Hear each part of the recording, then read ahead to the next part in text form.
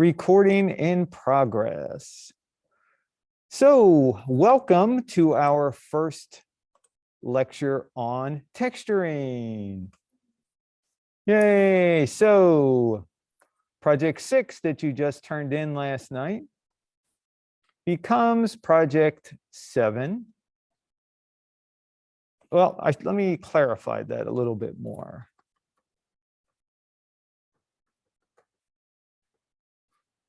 One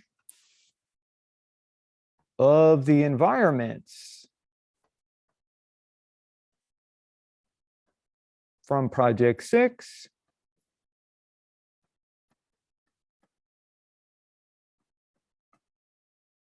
becomes project 7. That means either the interior or the exterior, whichever one you put materials on. That becomes project 7.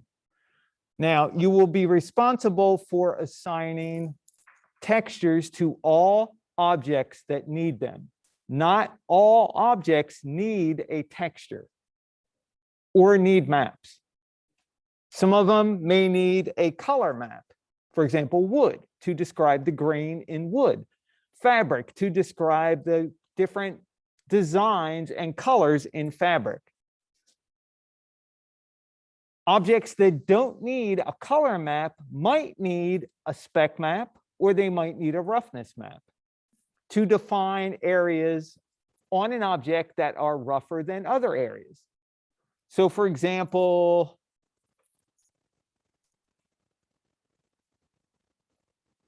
let me just do a quick show of this is the top of my tablet. All right, so you can clearly see some areas on the pad part where the stylus travels over top. It is scratched up. So the areas that are scratched, I would need a map to describe that. And you can see on the edges here, there's, you can see where I spend most of my time, like right around the center, a little bit off to the sides, but the very, very edges generally don't get to. It's because I really don't have things I'm doing over in the corners, the top and bottom corners of whatever I'm working on. Most of that is because of the interfaces that we work in. Like we have toolbars on one side of Photoshop or Maya. We have scroll bars. We have frames that are scenes and images sit in. So we generally can't get edge to edge, which makes sense. But I would need a map to describe that because this would be one separate material. So even though this is one object, it is made of different parts, just like the mouse is that we talked about the other day, right? This would be a different material from this. This part, the frame around my tablet, has intentional roughness on it. It looks, kind of gritty, sandy, noisy looking, right? And that's intentional because it tends to make the surface a little less, well, for want of a better word, when you're working on something, sometimes you get sweat on it and it'll stick if it's too smooth. So these little indentations kind of keep your hand from sticking to the surface a little bit. It doesn't feel all that rough. So this would be different from this. This would be different from that. Now this probably doesn't really need a roughness map, but it needs a spec map. Because while this area can be seen as rough, especially the smudgy parts, the parts where there are clear like water droplets or, just dirt on it tend to make it look non-reflective in those areas. So I would need a map to describe that. But the material itself does not need a map to describe the color. Does that make sense? So down here, I don't need a material, I don't need a color map to describe this. What we're seeing is not a result of color changes, but a result of height changes. And this would require a height map. And what we use in our class are called bump maps.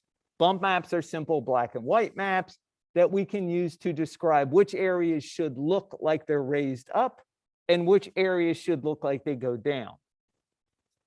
Normal maps are another good thing. Use those for game engines, real time.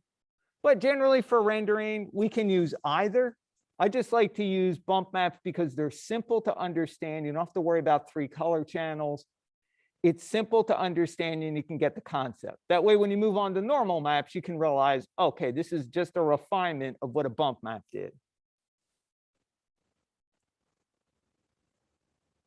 So not every object will need maps or textures. Maps and textures are kind of the same thing.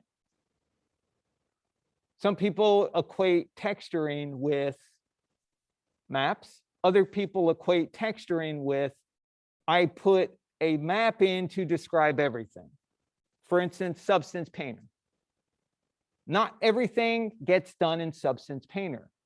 In spite of, everybody loves, oh, Substance, I'm going to do all my texturing in Substance. Why? You're doing things that don't need to get done for some of your objects. For example, the wall. The wall here at Full Sail, if you look close enough, it's kind of got an orange peel texture to it.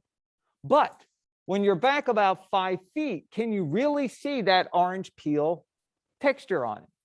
No. So then you have to ask yourself, is my camera close enough to the object to see that detail? If it is, it needs to be there. If it's not, it doesn't need to be there. It's like level of detail when you're modeling. Things that are closer to the camera get the detail, and things that are further away don't.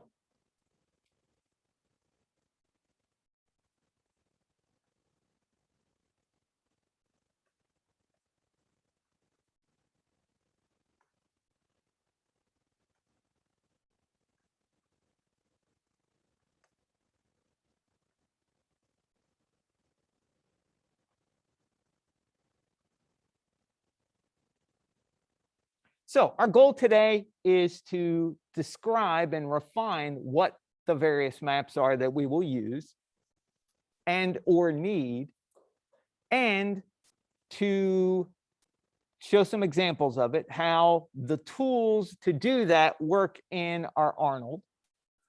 And then we're going to go into Photoshop for the second half of lecture. We're going to take a texture that is not seamless or repeatable and make it seamless or repeatable. This way we can use it, scale it, make it repeat or copy itself across the surface. As it gets smaller, we don't see seams or edges where one side of the image lines up with another.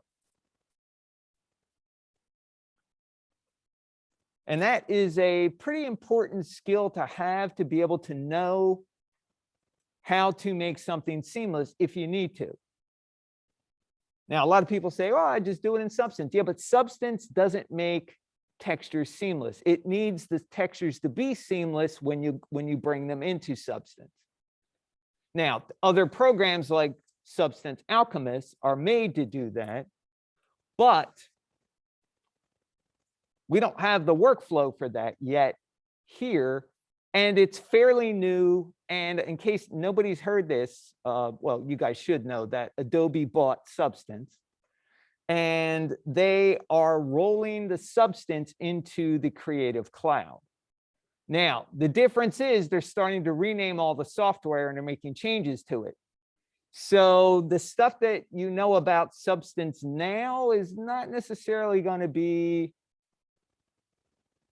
accurate in a month or two, once they roll all the changes to the software out. So it's going to be a little different workflow. It's going to be a different way of thinking. In the end, theoretically, it should be more unified. It should work like they're saying that Alchemist is going to be a plugin for Photoshop to be able to make Photoshop be able to do seamless textures a lot quicker. That would be brilliant if they do that. Just as long as they don't screw up Painter. Because right now, Photoshop is a great image editing tool. It is the image editing tool that professionals use. It's not really a painting tool. It never was designed to be a painting tool or a texturing tool, but you can do it that way if you know Photoshop. And most places that you go to work assume that you know some level of Photoshop. And now that Adobe bought Substance and they're going to roll it into Photoshop in some manner, they're going to be interchangeable in the future. So where they used to be like strange bedfellows working against each other, sort of, now they're going to be working together, and that's going to change our workflow, honestly. So this is kind of how it is every year or so in CG. Just get used to it. Somebody buys somebody out. They leave them alone for a while. Then they start tinkering with it. They start mixing it into the current software that they have. And then, hopefully they don't destroy it. Whereas, well, Autodesk is one of the biggest 3D companies out there. They own 3D Studio Max, Maya, Mudbox, Fusion 360. They own all kinds of CAD and computer-aided design software, 3D software. They bought a Canadian company called Softimage, which was sort of like Maya. They bought it, and we thought, great. I used to use Softimage, and I thought, oh, great. All right, they're going to make it really good. So they had it for a couple of years. Then they started to take all the good parts of Softimage out and put it into 3D Studio Max and Maya, and then they just killed off Softimage altogether. So that's kind of what I'm worried about with Adobe taking over Substance. But so far, it looks like it's pretty good. And hopefully they understand the product that they have and don't dismantle it. But I'm just kind of giving you a little background because honestly, this stuff happens all the time and there's not much you can do about it. You just kind of go, okay, I'll just roll with it. That's why when you guys get out, you won't be able to afford Maya, get Blender. It's open source. Open source moves a little bit slower than a large corporate conglomerate because it is funded by the community and volunteer work. And quite frankly, Blender is a really good program. It's been around. I've been aware of it since 2002. It was not very friendly in 2002, but it's gotten much better over the years. And Adobe just made a plugin for Substance for Blender, which is nice. That means that they're going to get a bit of money from Adobe to continue developing. And also RenderMan has made a commitment to provide a renderer for Blender as well. Now Blender's got their own renderers, but it is, it's nice to have third-party renderers be able to use in an open source piece of software. Why? Because it allows you to own a 3-piece of software. And if you have to, you rent or buy, a high-end renderer for about $500 a year to use. And then, you let it go when you're done your job or your project. All right. So just kind of a little bit of a background in the way software kind of moves around in our industry. It's really fluid. Just get used to changes and try and be proactive in figuring out what's going on, because it'll make you more valuable when you go somewhere. Now, when you go somewhere and work, they're generally not going to let you update to the latest version ever, because you're going to be working on a project, and the project is usually based on the current production pipeline, the way they do things. They know it works. They can't afford to put something new in there and have it break.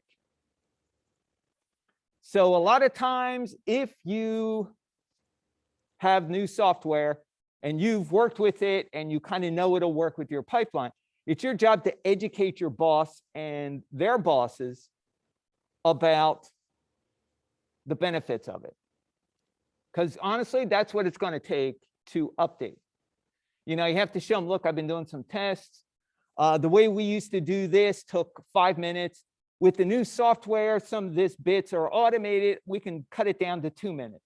And here's the difference in quality. Or, you know, you make a pitch for whatever the strong point is, and then, you know, gradually let them test it out and then roll it out. You know, a lot of times people appreciate that, but they're going to be slow to roll things in. So, you know, just because something works, you know it works, doesn't mean they're going to jump on it right away. It might take a year for them to roll into it because they've got commitments that they can't afford to test. So again, another just kind of heads up as to what's going on and what you're likely to come in contact with when you get out there and start working.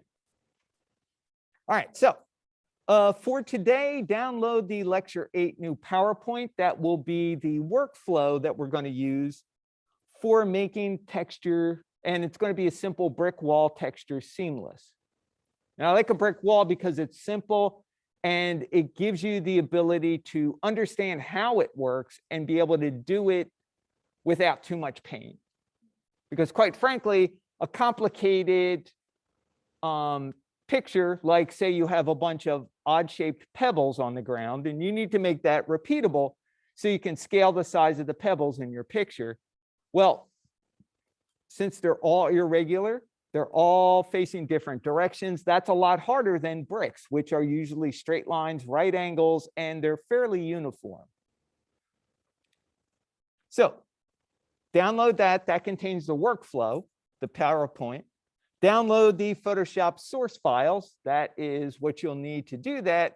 We've also got an SAL logo, a logo for the thermos, and a new set of templates for Project 7. Now, Project 7, you will not be doing a close-up that's black and white. So we stripped that layer out of the Photoshop templates, and now you've just got a long shot and a close-up to turn in.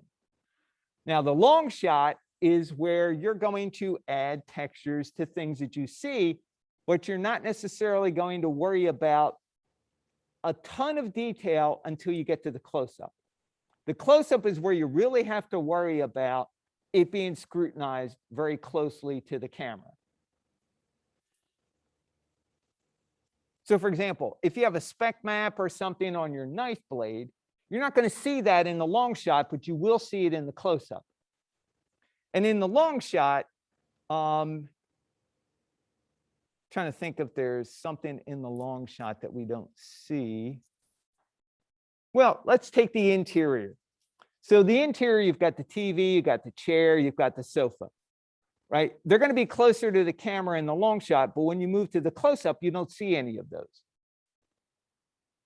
So it's all about how close the camera is to your surface and also what the camera sees.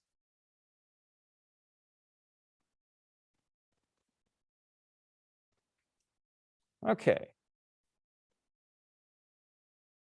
So any questions so far?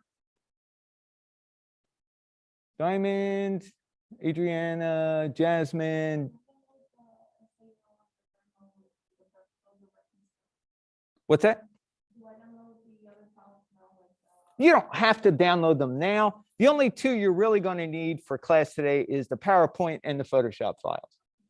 So you can save time. You can download the template, you know, during lab or whenever you need it.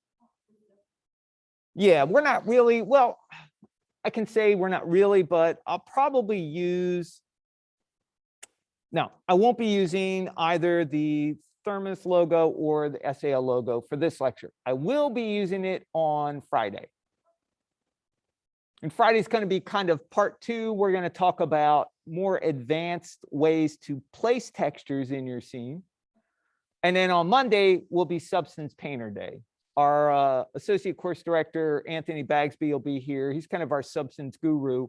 He just got, well, this week he's going to a virtual game development conference, GDC, which is going on right now.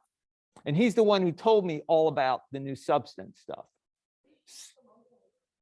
What's that? Yeah. Yep. And he said there's a ton of stuff. He said it's almost like I have to relearn substance all over again. Yeah, I know. So that we're going to be going based on the current version of substance you guys probably have. The update? No, I wouldn't download it yet. Wait until Monday just to make sure. Go ahead, Jasmine. You got a question?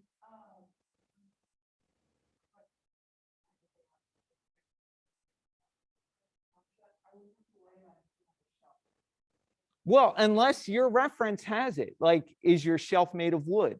If it is, then you'll need a texture to describe wood because it's got wood grain. You'll be able to see, light areas, dark areas where the actual grain is. If it's a solid color, go by what your reference looks like. That's really the best thing. And what I would suggest is get reference. Obviously, you're going to pick that object because you like it and you want it in your scene. If you can find different angles and different levels of detail, like maybe a shot that's closer up, one that's further back, just so you can see what it looks like at different camera angles. But in the end, that generally doesn't get zoomed into on the shelf, and you're not going to be able to see a super amount of detail. Think of it as impressionism in painting versus, hyperrealism. Whereas impressionism, we're just kind of getting the vague description of what we see. Whereas hyperrealism, everything is super, just like to the millionth degree detailed, which makes things look believable, but almost to the point of being really scary looking. Make sure it looks like the wood. Yeah. If it's a solid color, make sure it looks like the color. It's now called Substance 3D Painter. Allegra said, not sure where the line is drawn between texture this and don't texture this. Yeah, and that's kind of what we're discussing right now, Allegra, is it's all going to be based on what your reference is. So, for example, glass. Do you need a color map to describe glass? Clear glass? No, you don't. Do you need a color map to describe that colored wine bottle?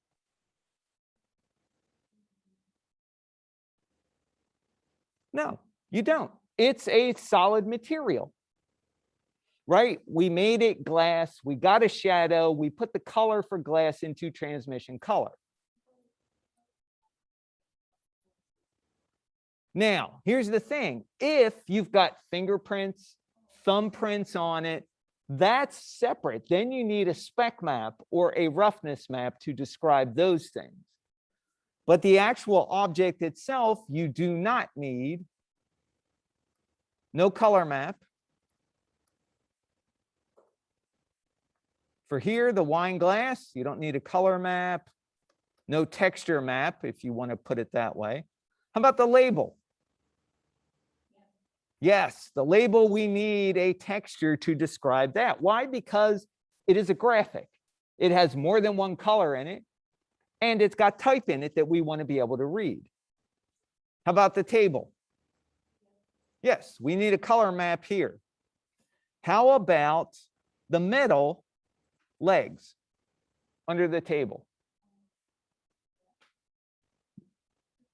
Do you need a texture map to describe the color? Yeah, it's a solid color metal. Now, do you need a roughness map for it?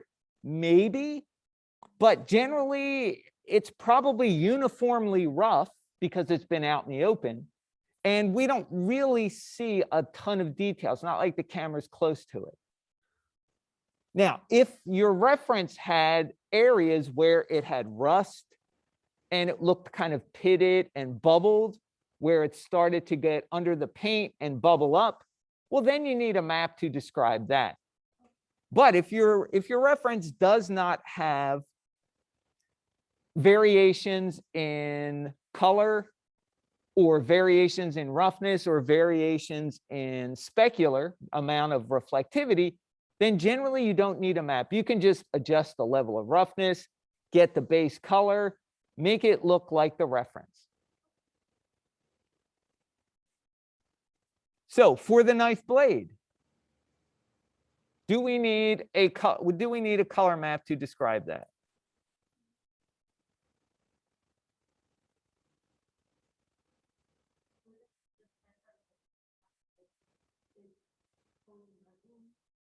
Well, average cheese knife is going to be metal. There are plastic cheese knives, but they tend to break, honestly. But usually they're metal. And it depends on whether you can see any, did you cut cheese with it? Does it have like a smeary kind of layer of cheese on it? Does it look like there's fingerprints on it? Does it look like cheese is stuck to it? If your reference shows that, and that's what you're trying to do, then yes, you need a color map. But if it looks like most reference images, let's pull up this. Update. No, I don't want to update Firefox right now. So images, let's go.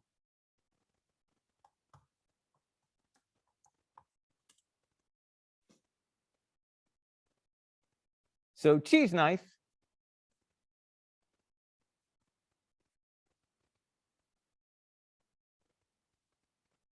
They look pretty clean.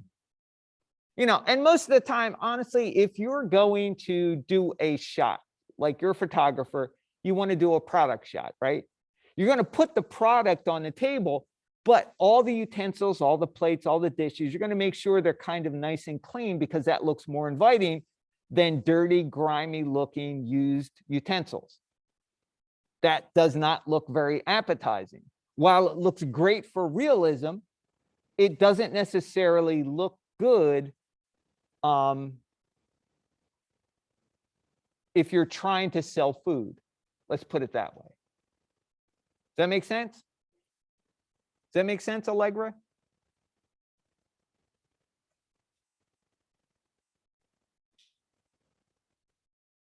All right, so it's all going to depend on your reference.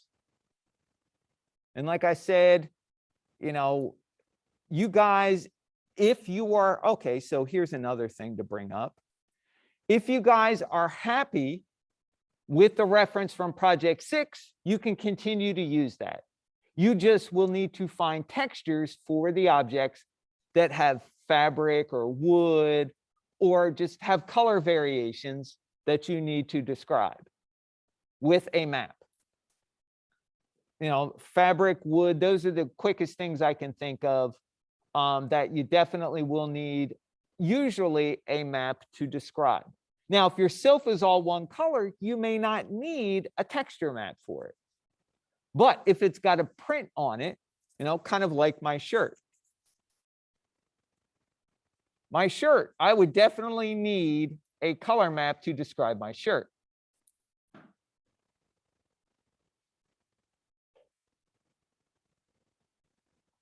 All right, so if you're happy with your reference, continue to use it. If you're not happy with it, it's a good time to swap it out. Because a lot of times you may think, oh, this is great. I love my Project 6 reference. I'm going to use it. But then you start trying to find a texture for your fabric or your wood, and you just can't get the one you really like. Then maybe it's time to change to something you can find a texture map for. It's good to make compromises sometimes to save time. Well, this is not going to be due until next Thursday, but don't think that, oh, good, I can knock this out in a couple of days.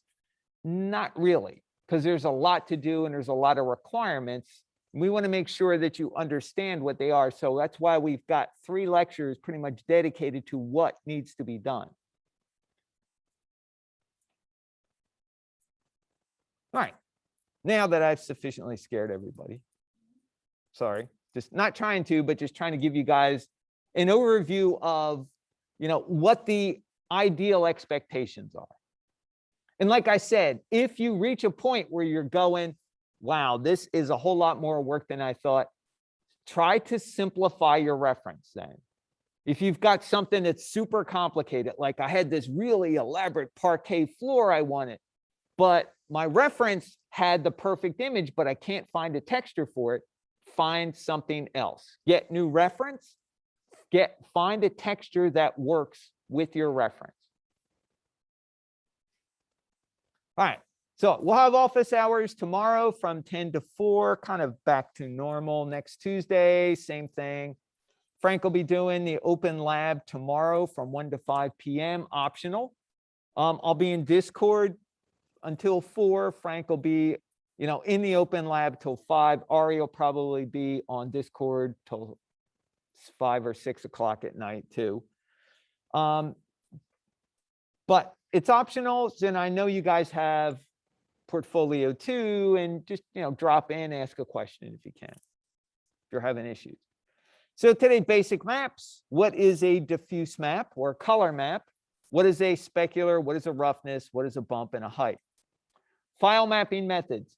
Today, we're going to be dealing with the simple texture mapping method using UVs. On Friday, we're going to be dealing with projection mapping, which uses X, Y, and Z. So it's 3D mapping in 3D space. Very similar to a decal or a sticker in a game engine.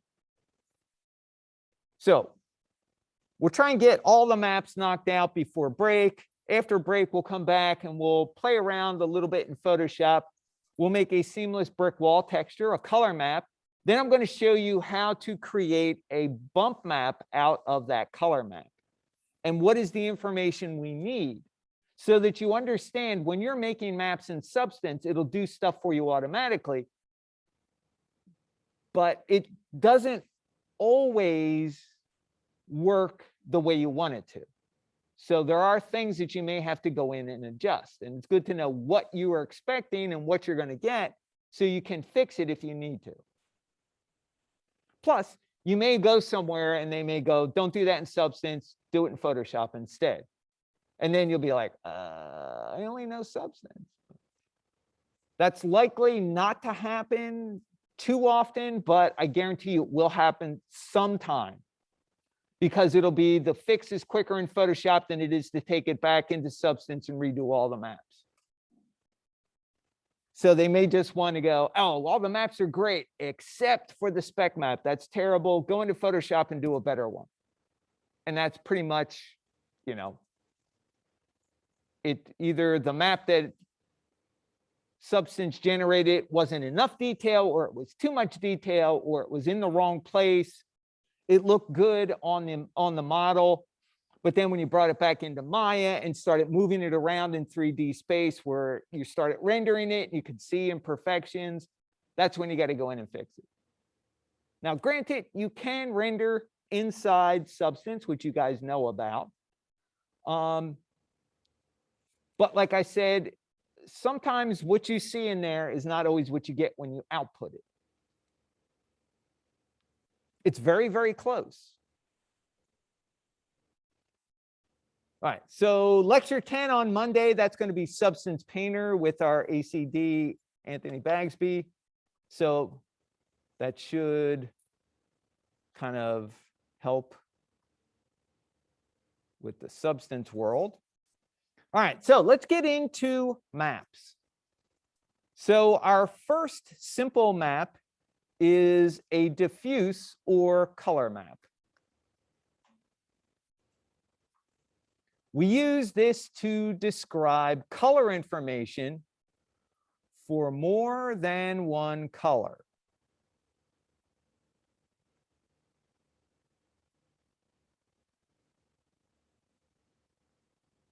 On a surface. So for example, here I've got a 12-inch vinyl tile that I found a texture image for.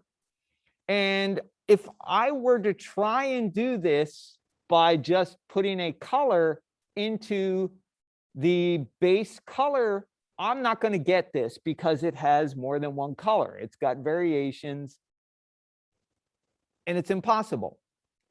We also use it to describe any kind of visual surface detail. So for example, we've got kind of lines between the different color sections. The color sections themselves kind of have this kind of, I don't know, cloudy looking, finish across the entire thing. It's meant to look like some areas have faded color, other areas don't, kind of like stone does when you put it together, or I would say very rough ceramic tiles.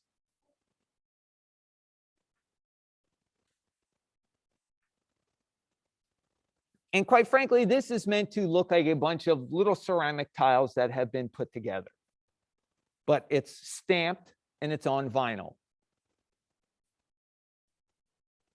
Now, this gets plugged into the base color with what's called a file node. File node is a 2D, uses UV information to map your object to the surface. Okay, for maps, whether they're color, whether they're spec maps, whether they are roughness maps, or even height maps. Okay, you want to have them at least 1K in resolution.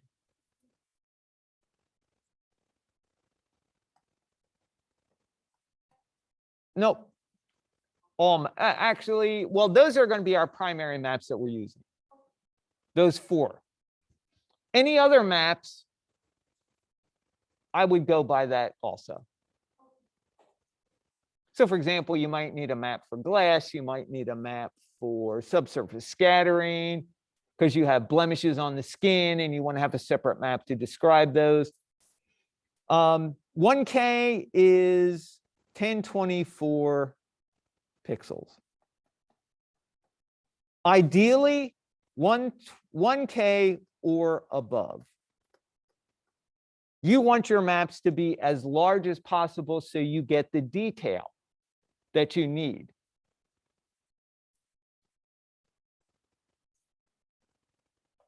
And kind of the rough rule of thumb for map resolution is whatever your output resolution. So for us, we're doing like 960 by 540, HD 540. So you can kind of say, 960 is almost 1K wide. That's 960 pixels wide. So 1024 is within 1K. Height would be 540. That's like half of, 1024. But the rule of thumb is you want your resolution of your images to be twice what your output resolution is. So a 2K map would work really well for HD 540.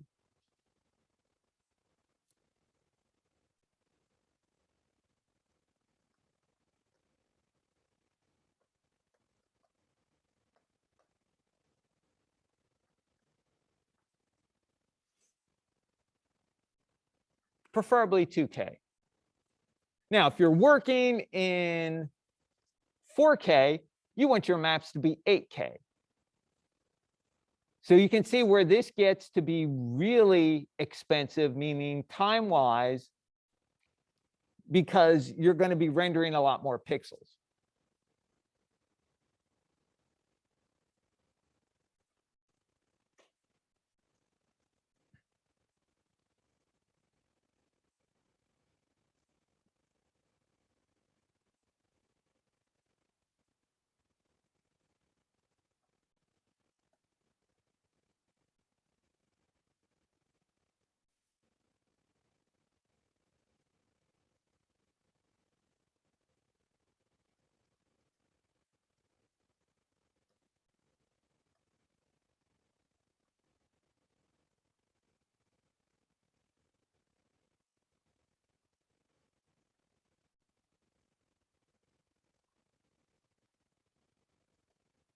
So good rule of thumb. Now, if you're doing objects that are far enough away from the camera, you can get away with a lower resolution image because you're not going to see the detail. You just don't want to take your low resolution image and blow it up, make the scale of the texture bigger on the object, because then you are going to make it look pixelated. Because anytime you take something that's very small and blow it up, you're making the pixels bigger in the window to accommodate for the resolution or the scale or size of it. Does that kind of make sense? Adriana said, how much time will the renders take? For texturing, full-blown texturing, close-up shot with maps and all your materials and everything, probably at least 30 minutes, I would think.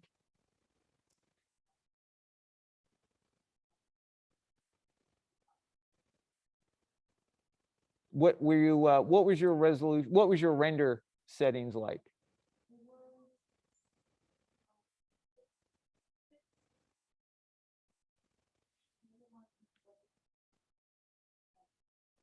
Okay. If you have 6 for the camera AA, you might want to try backing that off to 4 and then bump the indirect up to 8. Because the indirect, the diffuse, is always going to be noisier than direct light. So that's kind of why I'm always a big fan of put it at 4, then put the diffuse at 8, so that all those shadowy indirect bounce light areas get more resolution. Then add a little bit into the specular, into the transmission if you need it. And then if you're still having issues with everything still being a little too noisy or looking splotchy after you denoise it, then you might want to bump it up to 6. Or you might even want to try 5 first.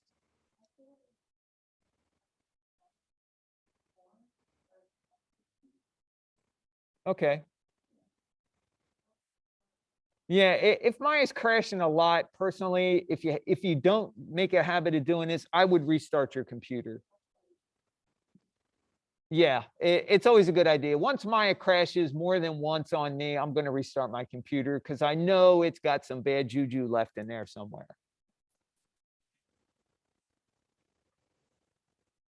All right.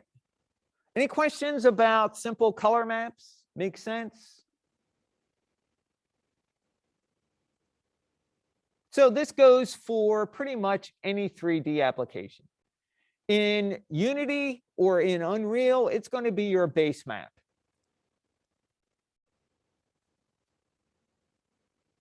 So Tristan, Jasmine, Griffin, Eel, Daya, anybody, Allegra, anybody have any questions?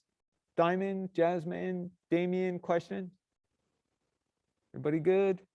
Griffin's good, thank you.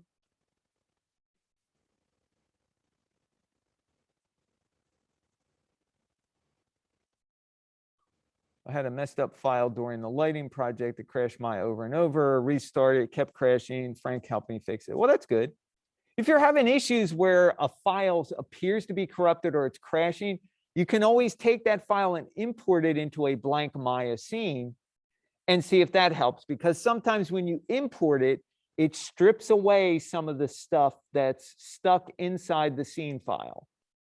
And because basically you're just taking your objects and importing them into a blank scene, the blank scene doesn't have any written information in there about render settings or any of the other stuff. So that will usually help out quite a bit.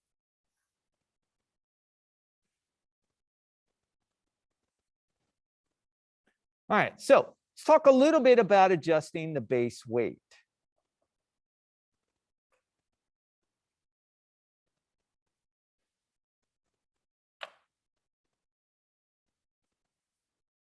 So a lot of times you'll put a texture, and you guys may have noticed this with adding materials into your scene, where they looked good with the default materials that we had in there for lighting, but as soon as you added color or you added reflectivity or you made it glass or you made it metal, all of a sudden it started to get really bright. It's really going to be noticeable with textures because now you've already got your material in there in theory and it looked pretty good. but now you're putting a texture on it, and that texture is going to replace the color that was in there. And you may have lowered your value so it looked good to the camera, but now your texture has hue, saturation, value settings all built into the map that replaces everything. So it generally will get blown out. But what we can do is in the material, we can adjust the base weight, which will basically kind of meter or minimize the amount of light that the object that has that material assigned, minimize the amount of light or allow us to restrict it so it doesn't look blown out. So here is the base weight on the left. Let me just kind of zoom in, so we're going to be a little easier to see here.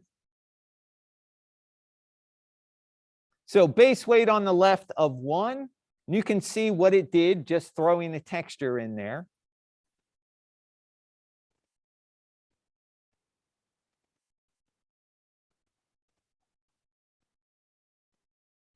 And on the right side,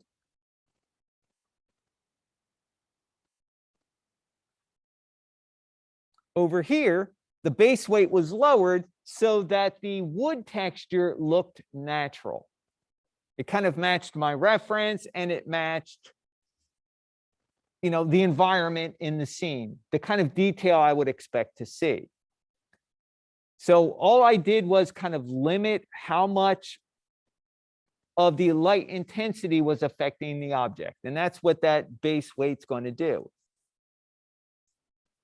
It's almost like being able to dial down kind of the value a little bit of your color. But like I said, the color is coming from the map now. It's not coming from you adjusting the hue, the saturation, and the value. It's embedded in the map. So we really don't have the ability to control it unless you want to go play with it in Photoshop. But then you're kind of guessing, like, how does it look? So it just lower the base weight a little bit, and that will bring the texture that you're using into line with what your reference looks like. And you'll run across that in the day scene too, in the interior, if anybody did the interior day. Night, not so much, because the light levels are a little bit lower. So I'll demo this when we get in and start. You know, I'll demo all this when we get in and start playing around with it.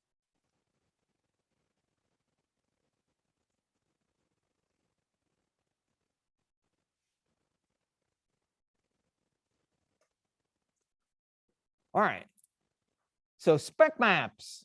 Spec maps contain information to tell us which areas are reflective and which areas are not on the same surface. So I've got a mug here, and on my mug, I've got some, you know, water stains where, you know, water droplets have dried. They didn't get necessarily wiped off. But you can see that these areas are a little bit less reflective than the areas around it that don't have that on there. Right, so I've got a little bit here where some of it ran down the side. And basically what it's doing is it is dampening the amount of reflectivity. It's basically kind of lessening it in those areas that have thumbprints, water ring stains on them. So we use a black and white map to describe that. Black and white being the operative word here, because in the spec map area, and this gets plugged into specular weight. You know, specular weight goes from 0 to 1.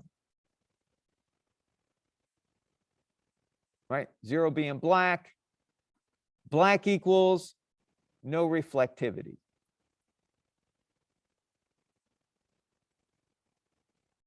One, which is white, that equals full reflectivity.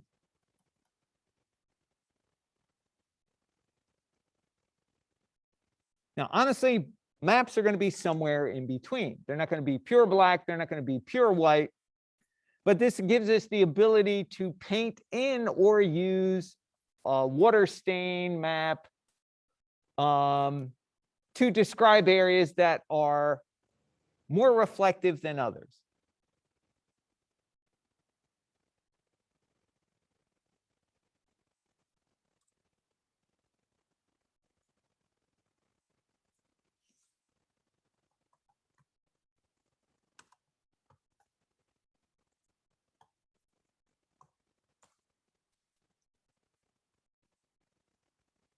So water drops, here's an example of what a spec map would look like.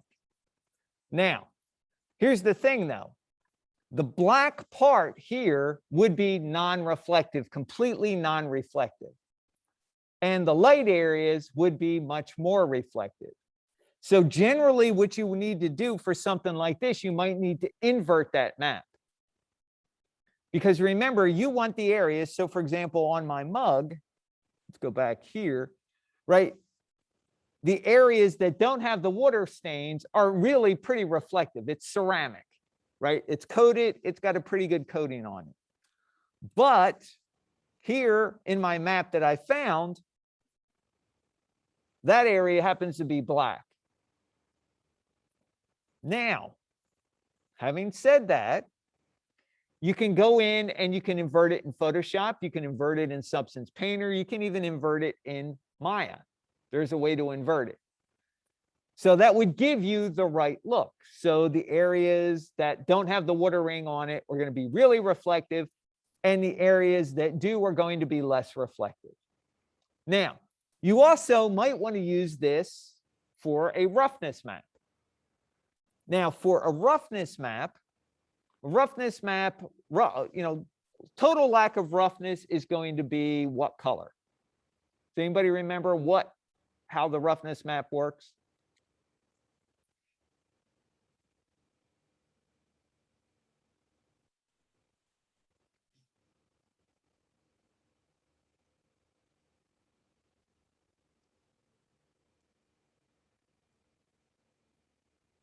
Allegra said, what if those words weren't reflective, but the rest of the mug was? Could you use the words? Could you make the words line up on both maps? Well, you would have to make, in CG, we would make the map for the words separate, and we would use that as a basis for the other maps, Allegra. Kind of what we're going to do with the brick when we make it repeatable in Photoshop. We're going to take that color map that we made and we're going to make it have a bump. We're going to use that information to create a bump map. So what we would do here is we would have, well, let me show you, because it's sort of what we have going on with the maps that we provide for you guys. So we said to you, you know, we've got SAL logo and we've got a Thermos logo. So our Thermos logo here is black with a white background. So if we wanted this to be a map here, we would use this for the type, right? We would have to invert it. The background would have to be black. This would have to be white. And then we would have to figure out, okay, if we didn't want to make the words reflective, and we inverted this, would white make it non-reflective? No, we would have to invert it and use that inverted map as the roughness map. So this file right here, to make the type white, the background would need to be black, and the words would need to be white. That would give us white type, and we could get rid of that neutral black background. So that would be color map. Okay, for the spec map here, if we wanted to do this, we would need to make, so we want the background to be reflective. What color would the background need to be? White, right? And we wanted the type to be non-reflective, and that would need to be black, right? So we could use this map as is for the spec map, but then invert it for the color map to get the type to be white. Does that make sense, Allegra? And they would both line up because they are made from the same file, and they would be put together in Maya, and we would use the same placement nodes, meaning the same UV coordinates to position it on the object.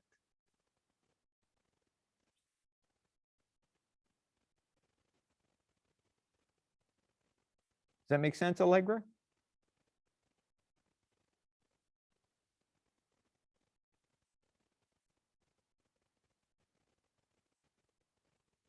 But they won't be pure white or pure black. Well, they are now. You would have to go into Photoshop and kind of alter them a little bit.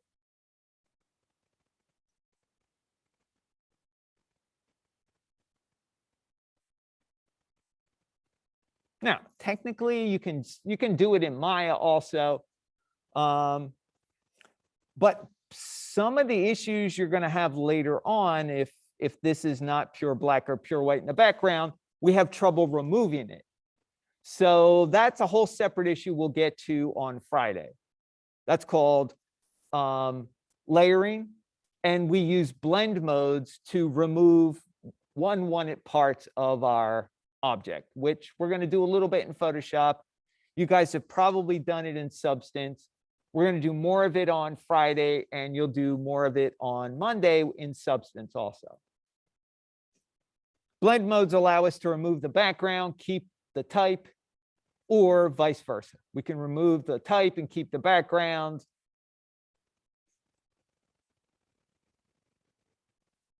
All right.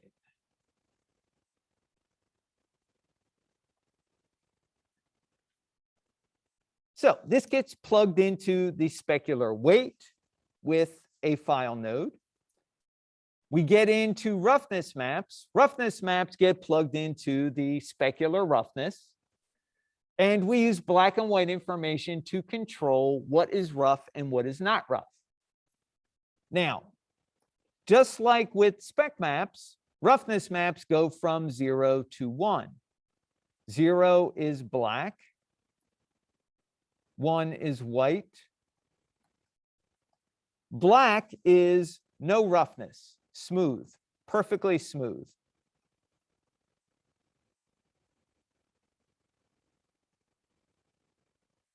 White is full roughness, basically diffuse. A lot of our maps are going to be somewhere in between. So scratches, now fingerprints are kind of unique. Fingerprints will knock down, and also those water drop stains that we had, they will knock down the reflectivity, but also cause blurriness for any reflectivity that's showing through. Because if you notice that water drop stained map that we found, right, that's not perfectly white. That's going to allow some reflectivity through. And that reflectivity needs to be blurry, so we use a roughness map to describe that. Now here, for this example, I'll use the back of my phone.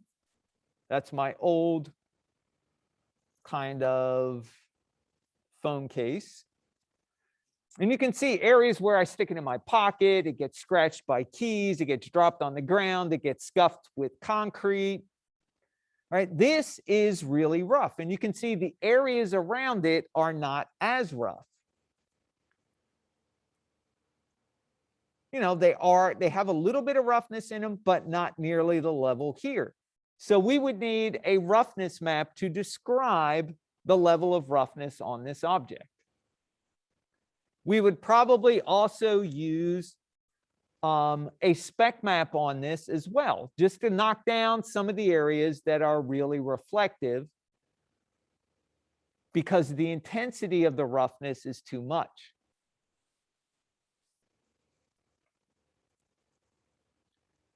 So areas that are smooth, they're going to be lighter gray.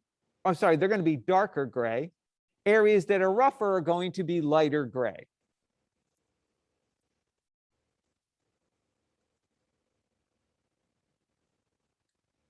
And that's kind of why on this map, we would need to invert this for the spec map, right? We would need to invert this for spec, but we would keep it this with the, we would keep it with a black background for roughness, because the areas that are rough are going to be where the water drops are. And we want those to be lighter gray, and the background's going to be smoother.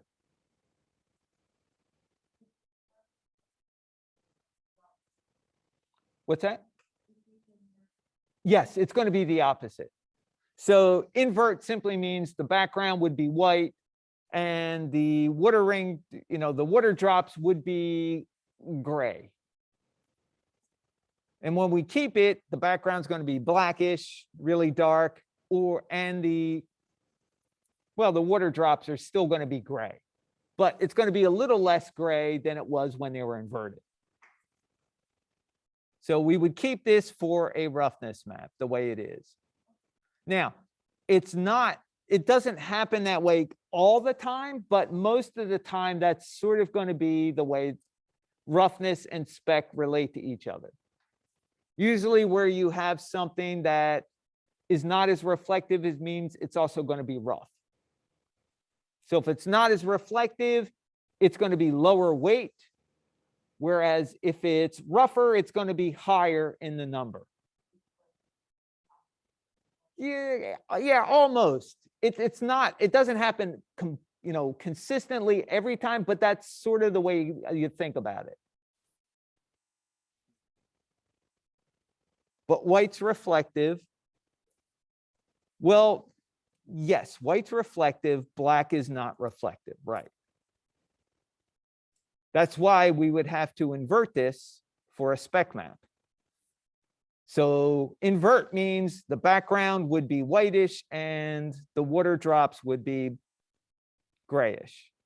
We would keep it this way for a roughness map because we want the black area to be smooth, the area behind the water drops, and we want the water drops to be rougher.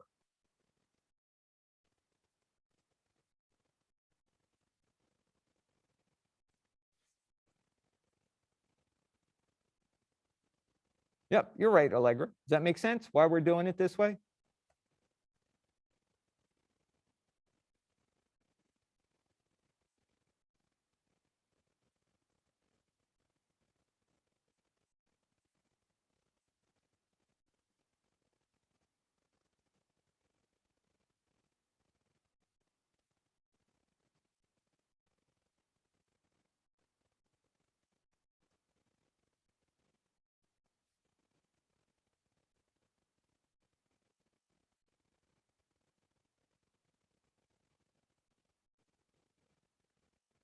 Well, they were just kind of put together because they are in the same part of the material, but they are separate. Spec and roughness are going to be different maps.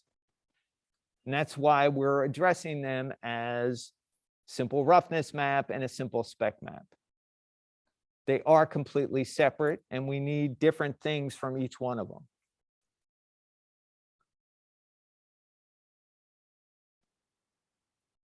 They were only represented as spec roughness here. I should put a comma there.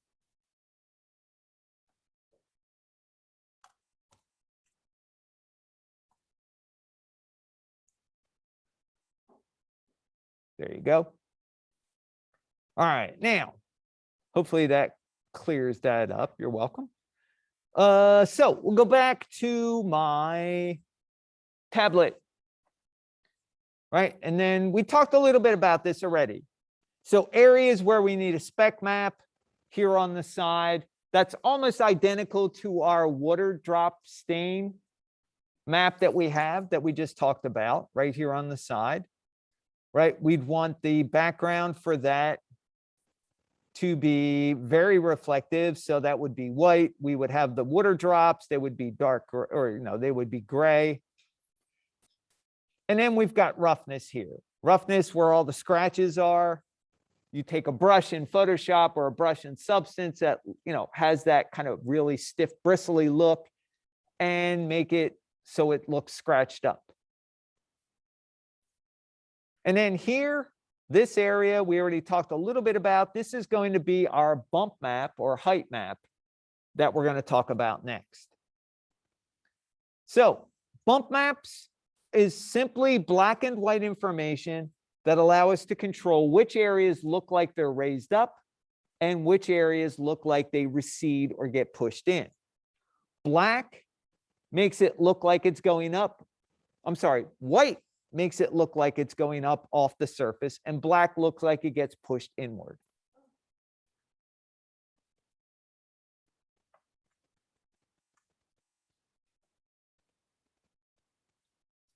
All right, so spec map was pretty simple. Spec map gets plugged into specular weight.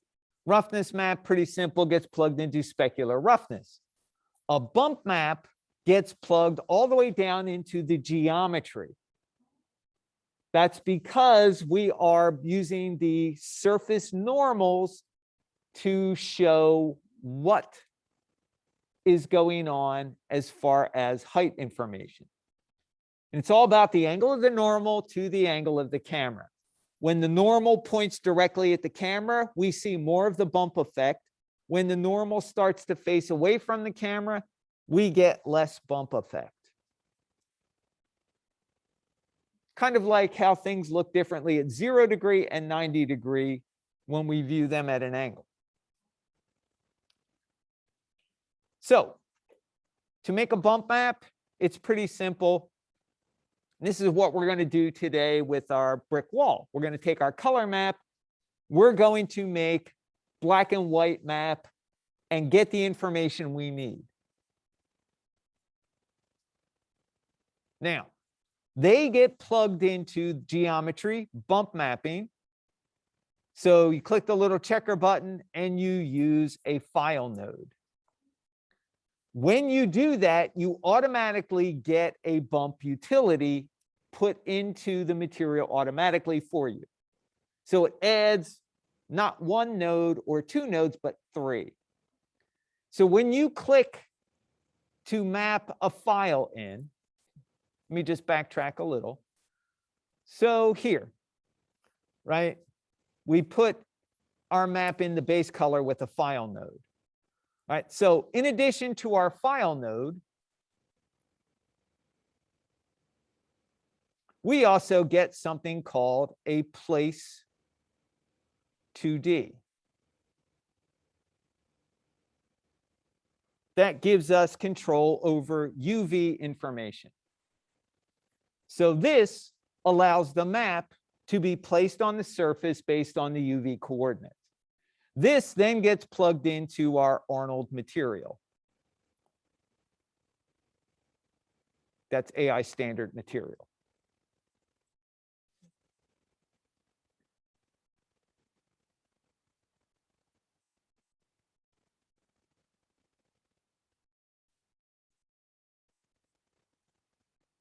So that happens with a file, a color map, a spec map, and a bump map.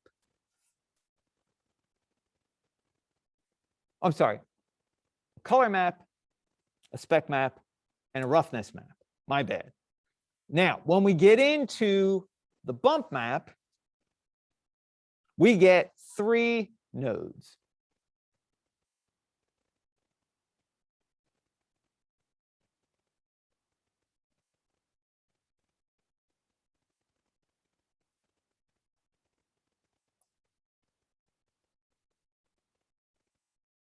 So this is our AI standard surface.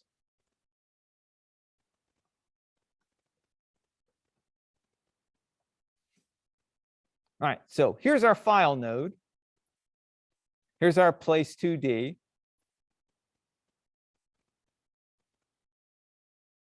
And here, this is our bump utility.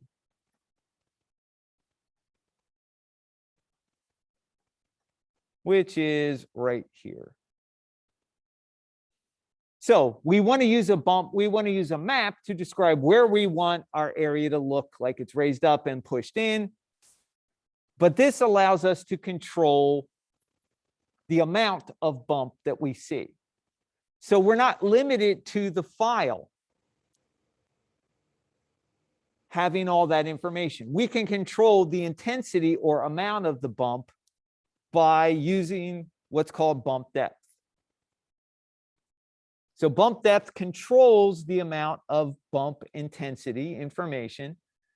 And when you go down to geometry and you click on file down there, let me go back here. So you click on the bump mapping area, you plug your file in, right? It creates that utility for you automatically. Now, the default amount of bump is usually way too much. It looks really simple. It says bump depth of 1, and you think, okay, cool, that's good. It's a good starting point. Well, it is, but it's always like 10 times more than you want out of it. So we wind up lowering it. Now, the thing about bump depth is you can actually go into negative numbers, which will invert your bump map for you automatically. So when your numbers are positive, everything in your bump map that's white looks like it gets raised up off the surface. Everything that's black gets pushed down. When you go into negative numbers, everything gets flipped. Now, black goes up and white goes down. So if for some reason you've created a bump map that gives you the opposite effect of what you want, you just simply put the numbers in the negative area. So this is one of the few utilities where you can go positive or negative to switch.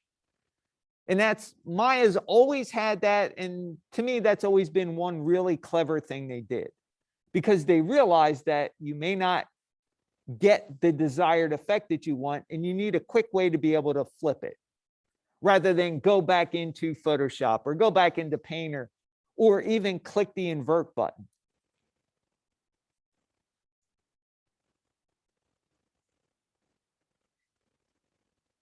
All right, now, as I mentioned, when you create a file node, you get not only the file node,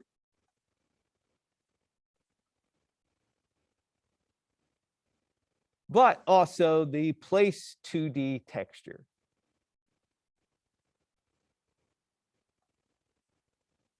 So this contains UV information,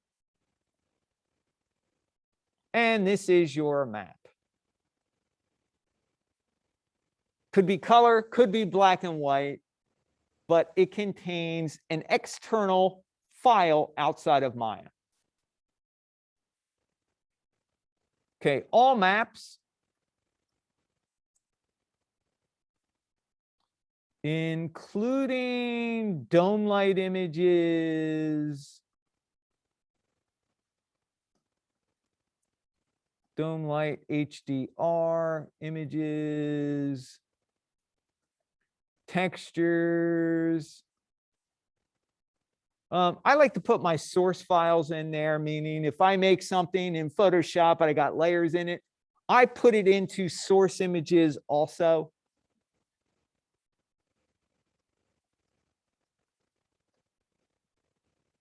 Okay, all these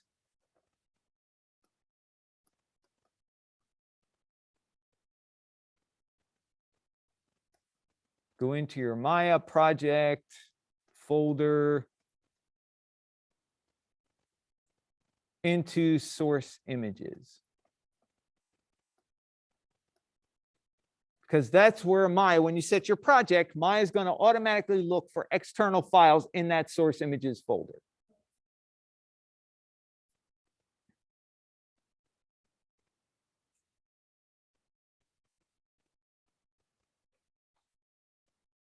All right, so like I said, we're going to get into projection mapping on Friday. It's a little more complicated, but right now, today, we're just going to work on the basics.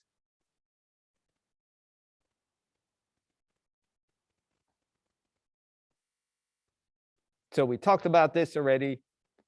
let's go in and start looking at how these maps actually look in an environment.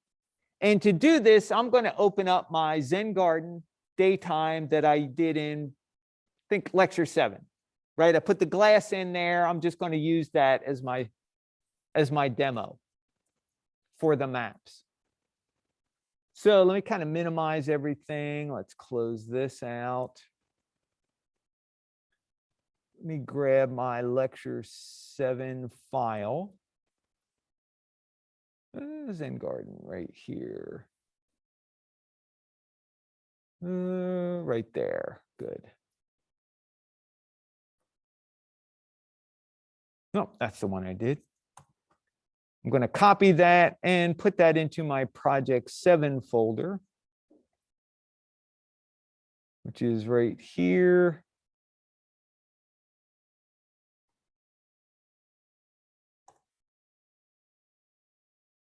And I'm going to rename it.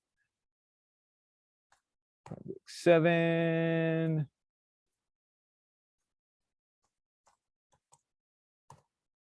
That's lecture 7. Let's get rid of that. Let's get rid of that. Let's get rid of that. Just get rid of all my old files there.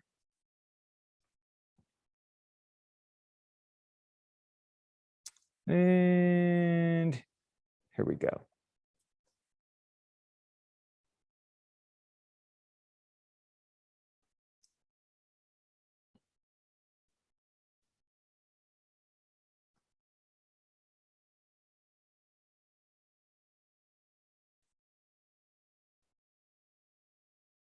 Just got to wait for RenderMan to load, Arnold to load, and then we can actually do some work.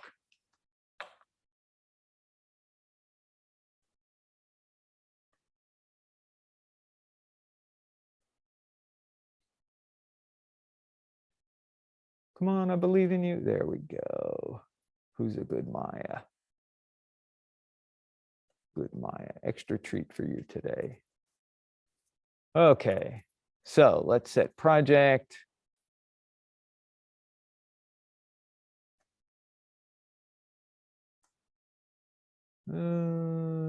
Documents here. It's an 8. Zen Garden. There we go.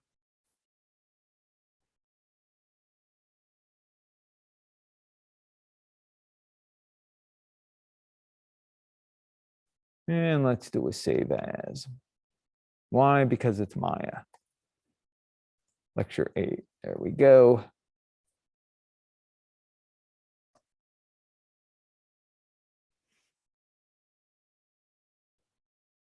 All right. So here's my table. What I'm going to demonstrate here is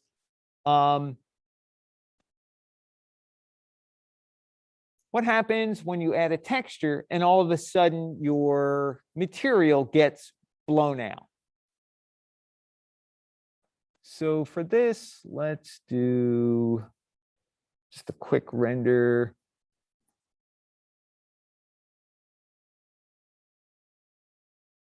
Right, so we got a rosé in the glass.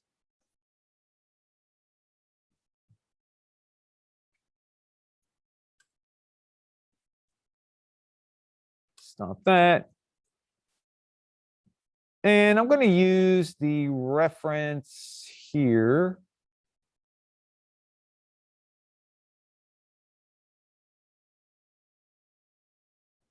All right, so I wanted to find a table, a wood table texture similar to the Zen Garden.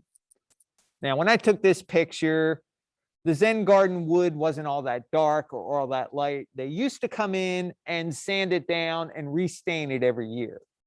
So it looks different. So it all depends on when you have your reference pictures from.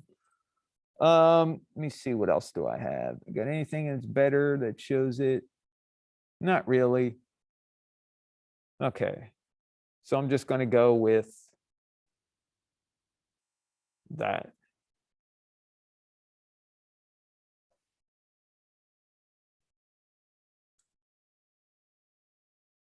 All right. Now,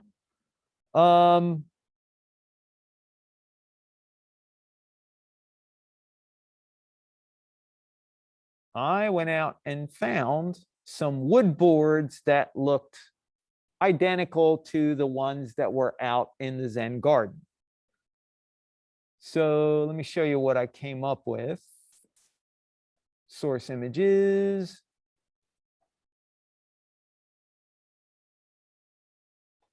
So I found this kind of high resolution wood boards.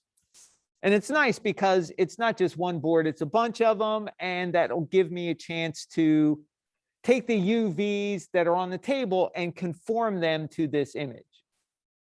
So what I did was, let me go up and show you the UVs. There we go. So what I did was, the UVs don't look like this when you get them. They're all kind of uniform in the collage. And the idea is you're going to have to possibly alter some of the UVs based on your texture. So for example, you know, when Frank did the UVs on these, he laid it out just generically so that everything looked pretty good with a checker on it. But that checker doesn't necessarily conform to the texture I want to use. So let me put a brand new Arnold material on here, and I'll show you what I mean.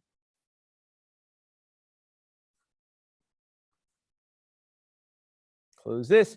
So my color texture is going to go into base color. So I'm going to click on that, click 2D textures, and I want to select file. So I left click on file. It's going to give me a file node.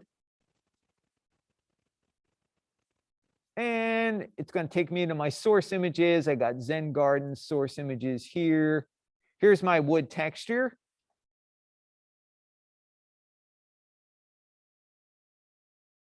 And you can see that I took the UVs and I put them on separate boards that I liked. And then I took, you know, the sides, the UVs on the sides here.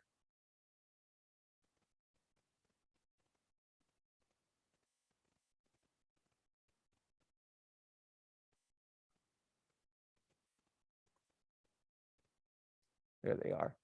And in between the boards. And I just kind of put them into areas where it made sense.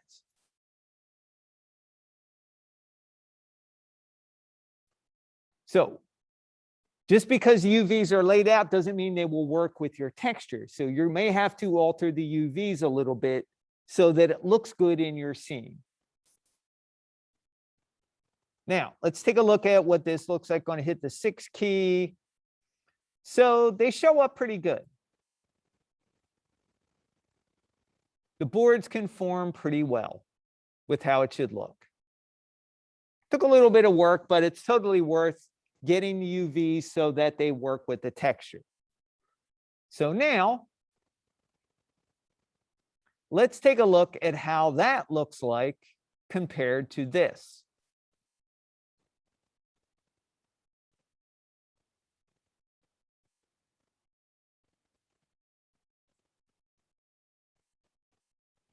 So I had a little bit of gray here, but now my color, my wood grain is almost completely blown out because of my texture.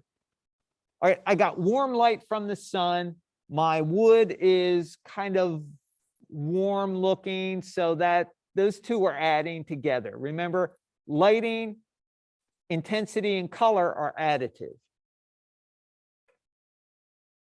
So what I want to do is knock down how much light is affecting my surface.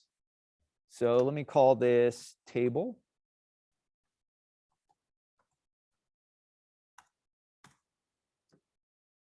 And I can start adjusting my weight. So when I start to bring the weight down, I'm starting to get a little more detail. All right, so here's the default. Just make sure, good. I don't have an imager in there. Let's keep that. Now, the one thing you want to avoid is lowering the weight too much, because it can also make it look like it belongs in another scene. You lower the weight too much, it looks like it's at night or on a dark, overcast day. My wood should not be that dark. So usually what I'll do is I'll knock it down like 1/10 of a unit. Like there's 1, there's 0.9. A little better, but not nearly good enough. Let's try 0.8. So you can see each 1/10 that I lower it looks a little bit better. So let's try 7. Kind of what I'm after is I want it to look sort of close to this, because this, quite frankly, was taken in a nice, bright, sunny day. And I also want it to match my Zen garden. And my Zen garden reference is all the way over here.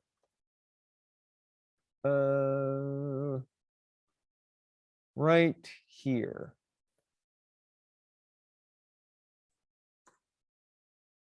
So needs to be a little bit darker. So let's go 0.6. So now we're starting to get some detail. Now, I want to lower it enough where I see wood, but not enough where I completely lose how bright the day is. So let's try 0.5. Now, 0.5 is getting pretty close. So let me look at it from my render cam.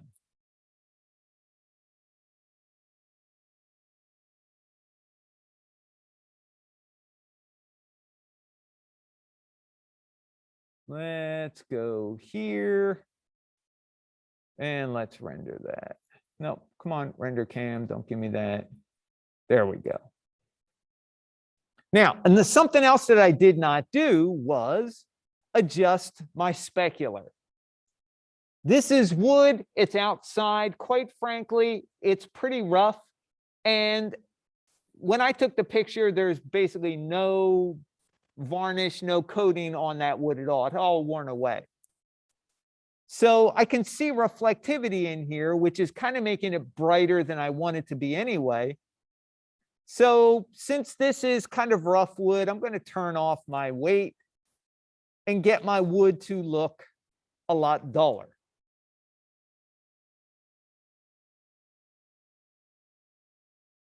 So I'm pretty close. If I go down to maybe 0.4, that's a little too dark. 0.5, somewhere between 0.4, 0.5 is probably the sweet spot for this particular image.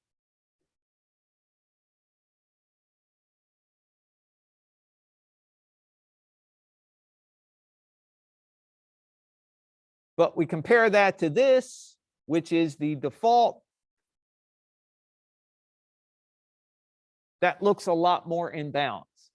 So interior, exterior, if you've got direct light hitting your surface and you put your texture on, it gets blown out, start lowering the base weight a little bit.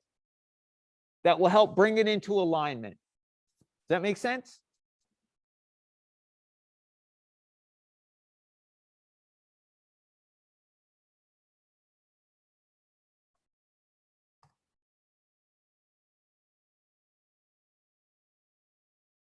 All right, cool. So for this next part, what I'm going to do is, let's do that, good. We'll just keep that. So what I'm going to do is demo, we already kind of got a demo on what color map looks like. So I'm going to basically create a sphere in this Zen garden. If you guys want to follow along, you can use your scene also. What I'm going to do is create a sphere, put it on the table, make that sphere so that we can see what happens when we add a spec map to it, what happens when we add a roughness map to it, what happens when we add a bump map. We can see what the maps are doing individually without getting sucked into the color. Because a lot of times color can hide a lot of things for us. It can hide height, it can hide roughness, it can hide reflectivity because we're so busy looking at the color. All right, so let me save this so far. Just going to go up and create a polysphere.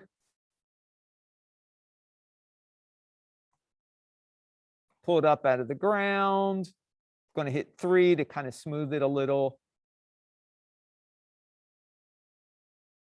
So right now it's kind of like the Death Star, so that's a little big. I want to scale it so it fits on the table with my objects.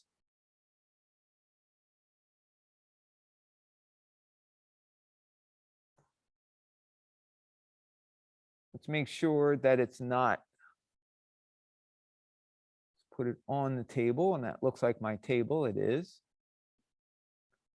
All right, so that's good. Let's do this. That looks like it might work. Can pull it over a little bit.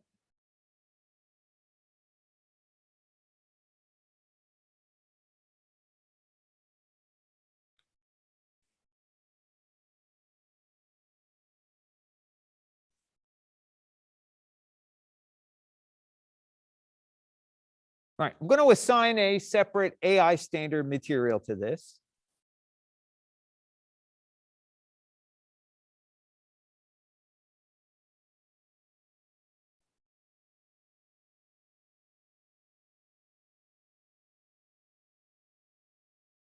There it is. And I'm going to leave the spec on there. I'm going to turn off my roughness. And let's lower this a little bit so we can actually see the reflectivity inside the sphere.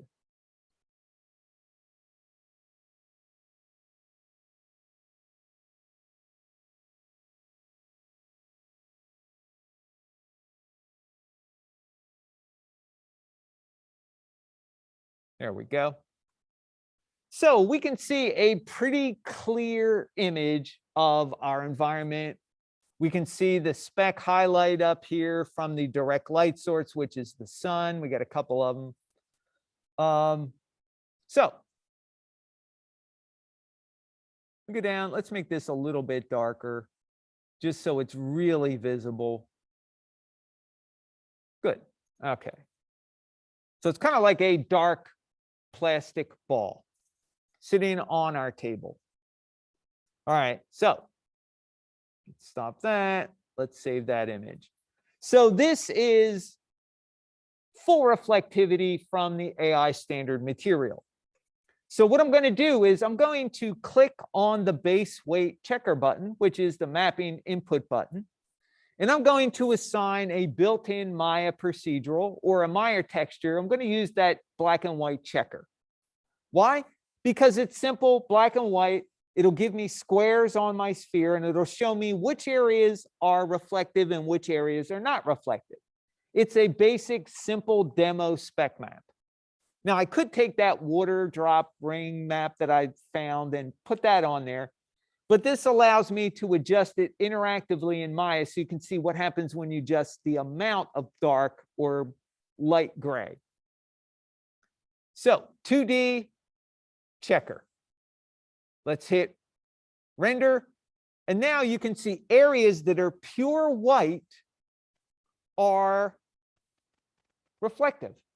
Or I should say areas that are 1, because that specular weight is 0 to 1. Areas that are 0 or black are totally diffuse. So now we're controlling 2 levels of reflectivity on a surface with a map. 2 different. So if I pull up the black and make it not so dark, I'll be able to see a little bit of reflectivity. If I pull the white areas down a little bit, that'll kind of dampen some of that reflectivity. But you can see now I've got reflectivity on it, but it's 2 different levels. It's not totally reflective and totally not reflective. Now they are different levels of gray. which is pretty much how your maps are going to go. So now we've got two different levels of reflectivity on the same surface, and that's courtesy of a map put into the specular weight.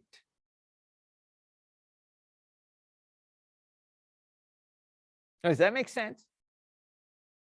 So that's what your maps are going to contain. Probably levels of gray. Any questions? Tristan, Jasmine, Griffin, Eel, Diamond, Daya, Allegra, Adriana. Griffin's good. Jasmine, question?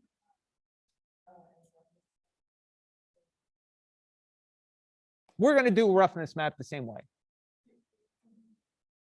Yes, you can.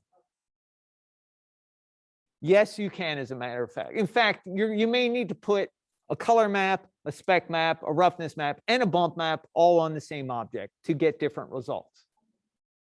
Yes, you absolutely, you can have them all on at once. I'm just doing them separately so we get an idea of what they look like. Now, what I can do later on is I'll go get that water drop map and I'll throw that on as a spec map and then use this checker as a roughness map so you can just see what the difference is between them.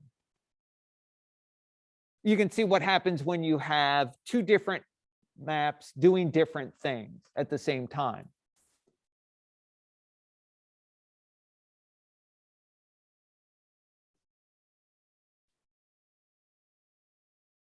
All right, so let's keep that. So we've got spec map on here.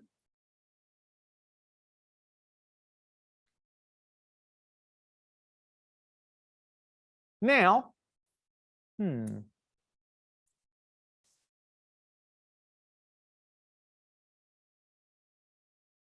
okay, yeah. Now, if you put a map on and you suddenly realize, oh crap, I didn't want to put it there, I put it in a wrong spot, and you want to get rid of it, the best way to do it is select the object, go into your attribute editor, and on top of the attribute name, like on top of the word weight, I right click and I can break the connection.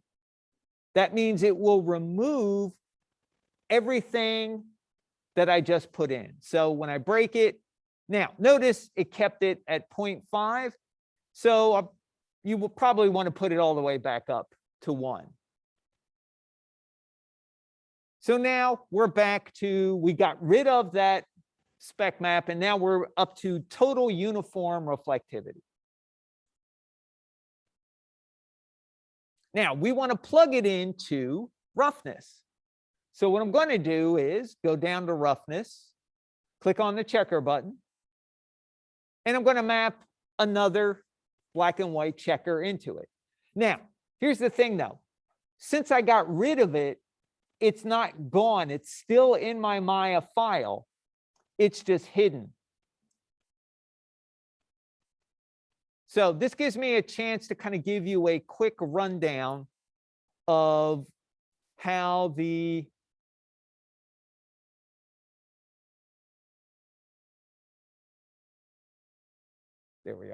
of how the hypershade works.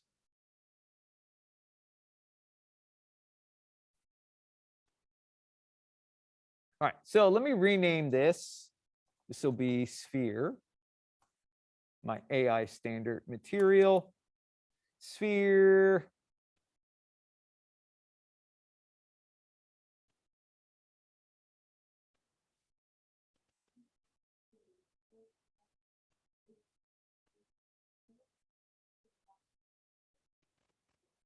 Oh, say that again. Yes. Yes, there is. I'm going to show that to you. So here is my sphere. I'm going to now, hypershade's broken up into a couple different sections. By default, you guys will have 2 more areas than I have. You'll probably have a material viewer and a property editor. I get rid of them because I don't like them. So if I want to go back up, I can go and add it back in. Usually the material viewers here, and usually the property editor is below it, somewhere around here. So it looks something like that. This is garbage because you're rendering in the Arnold render view. Why should you have something else try to render at the same time? It's really trying to display something, and you can see it really lags, and that kind of irritates me. So I get rid of it. Here, this is a duplicate of the hypershade or of the attribute editor. I'd rather use the attribute editor and keep this to give me more real estate in this area, which is called the node editor. This is actually the hypershade. So this is the node editor. This is your create area. And this area up here is called the browser. Now, the browser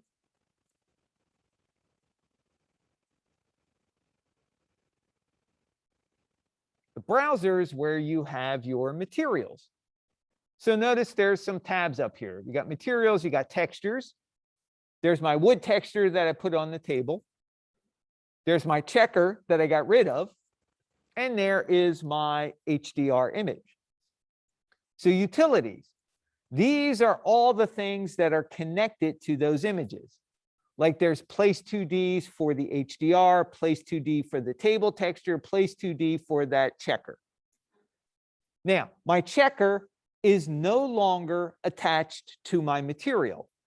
So if I go to my material and I want to look at it, it will graph it into this area. To do that, I right-click on top of my material, which I renamed sphere, right? It's right here. Right-click, go down and graph network. What that will do is throw that down into here. So you can see I have nothing attached to this. Now compare that with my table. Here's my table. Let me graph that. So you can see there's my table material, there's my wood texture, and there's my place 2D. Now, as I graph things, it cleans up this node editor area here too for me. So when I right click and graph my sphere again, it cleans up, it gets, it puts away the table and shows me the sphere.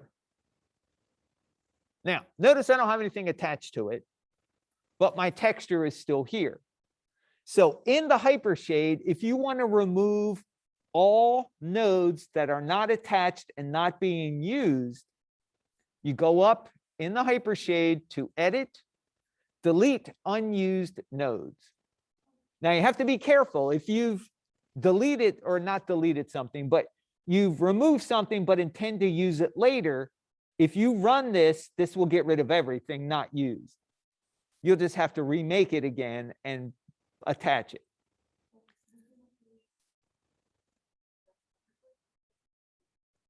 Well, this is the easiest way to do it. You can go in if you want to and click on this and hit delete.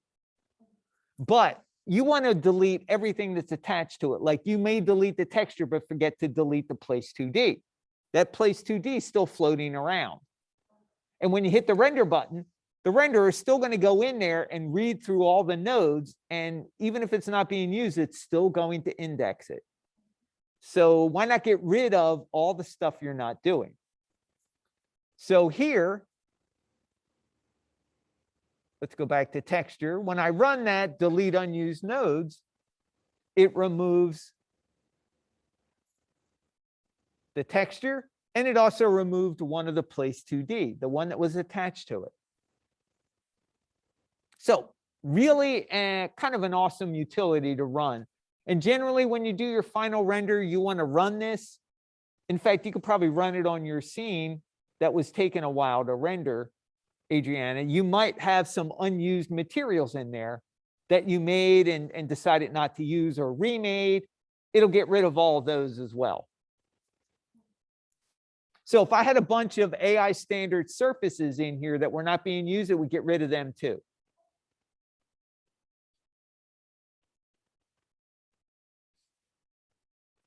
All right, so with that being said, let's go in and go to roughness, click on the checker button. Let's assign the checker again. And let's see what happens when we render with roughness.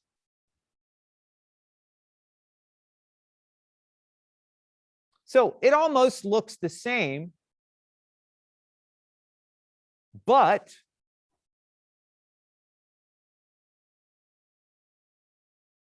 the areas that are black are completely smooth.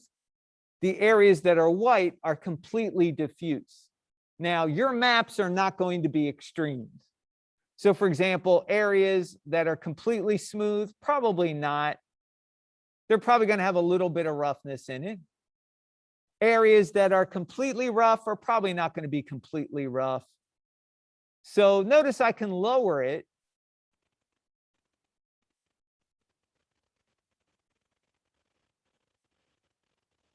And now I have two different levels of roughness on the same surface.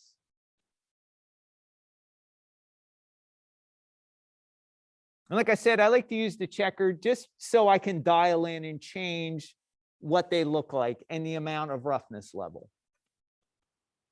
Right, does that kind of make sense? Questions? But out there in the Zoomosphere, anybody got questions? Allegra, Dia, Eel, Griffin, Jasmine, Tristan. Griffin's good, thank you.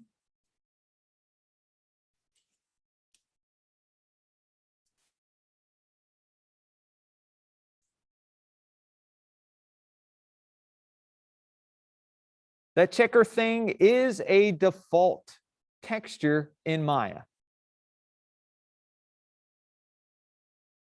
So I'll show you when I click on it, how I made it. So it's the same thing I used for the specular weight demonstration. It's exactly the same file.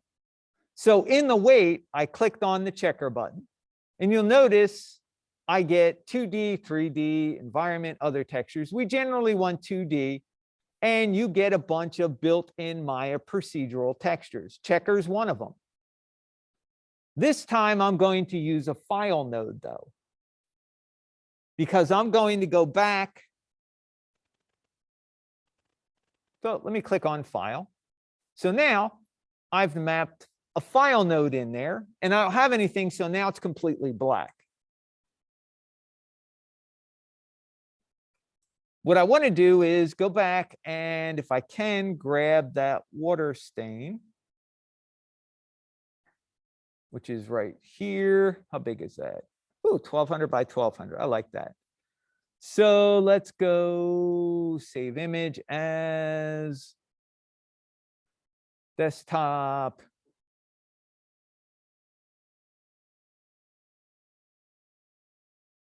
Now, this is not seamless, but I'm just going to use it as a demonstration. So I have to think, I'm going to use this as a spec map.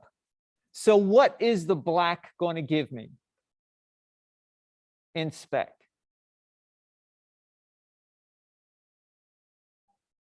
It's not going to be reflective, right? So actually what I want is I want the bulk of it to be reflective, and the water rings, the water drops to be the exception.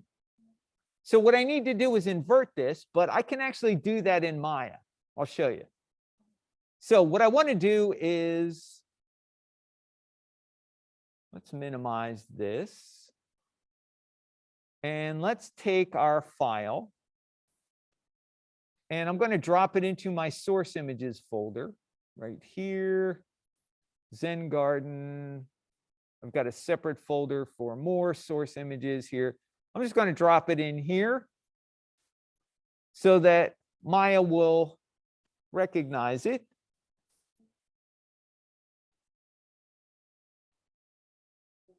Yeah, it'll flip it the opposite direction. So what I'm going to do now, I got my file node. It's showing me the attributes for it. What I want to do is, let's click in here, go into Zen Garden. There's my map. Let's bring it in.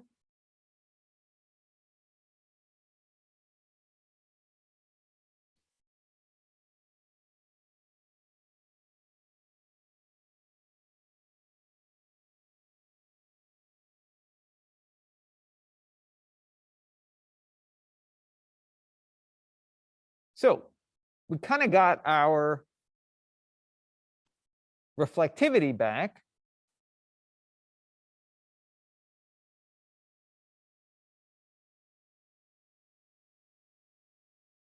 I'm not really seeing much of that spec map happen. In fact, I should see an awful lot of no reflectivity at all. So let's go into the hypershade and see what's going on. So there's my sphere. Let's graph it.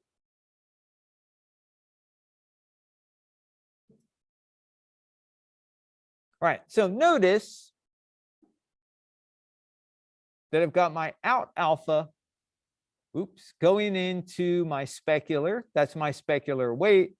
I've got out alpha going into my specular roughness. The roughness seems to be working, but the weight isn't. So what I want to go down here and check is under color balance, I think I need to turn on alpha is luminance, meaning that alpha map that it's grabbing. I really don't have any alpha information in there because it's just a simple JPEG, RGB. So what I want to do,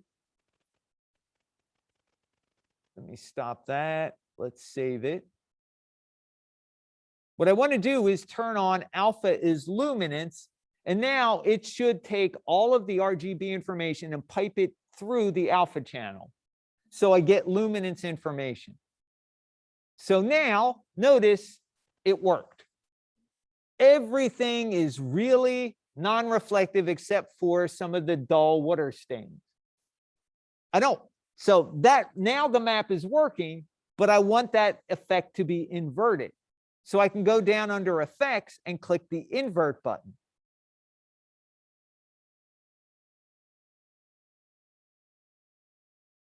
So now, here's what it looked like before. It's a very, very subtle map. I don't know if you can see it, but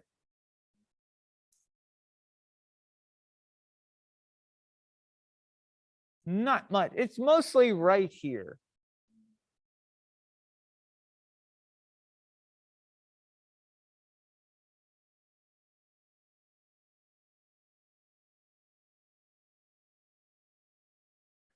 Now, let me see if I can zoom in a little bit more.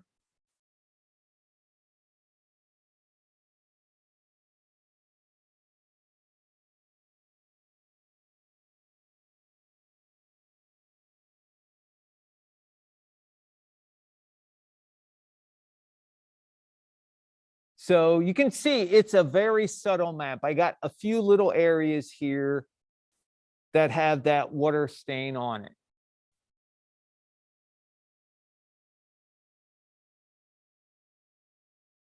So let me keep this one. Let me turn this off. Let me uninvert it.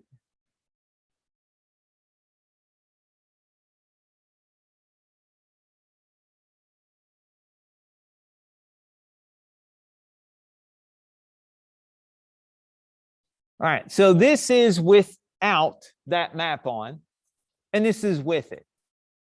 Like I said, it's very subtle. You can see some smudgies up here in this area. You can mostly see it on the sides, probably a little better.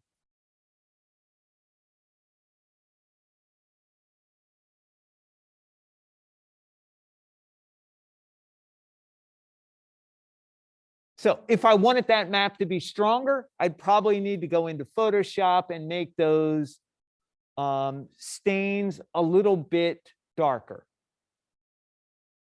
I'd still want the background to be mostly white, and I would want those, stains to be a little bit darker, so it really shows it. But both maps working together, give you a different look than without.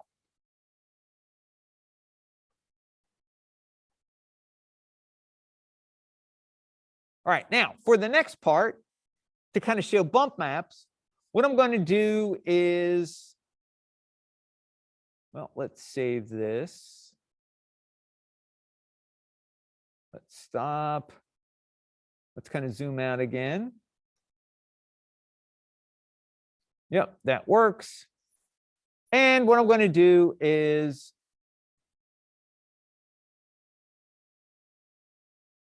let's assign a brand new AI standard to it, because I may want to come back to that one. That one is sphere. I'm going to put the word maps on it. So I'm going to assign a brand new AI standard. This is just to show bump maps. So I'm going to call this bump.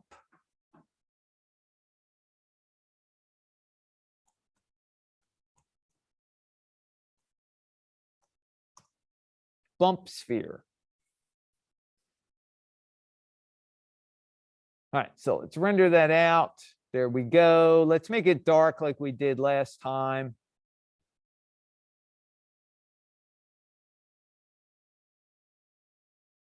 Let's get rid of the roughness altogether, because I want to be able to show the bump and not worry about, is the bump causing that reflectivity and roughness look, or is it the roughness map, or the amount of roughness, or the amount of specular weight. So I remove all of those variables.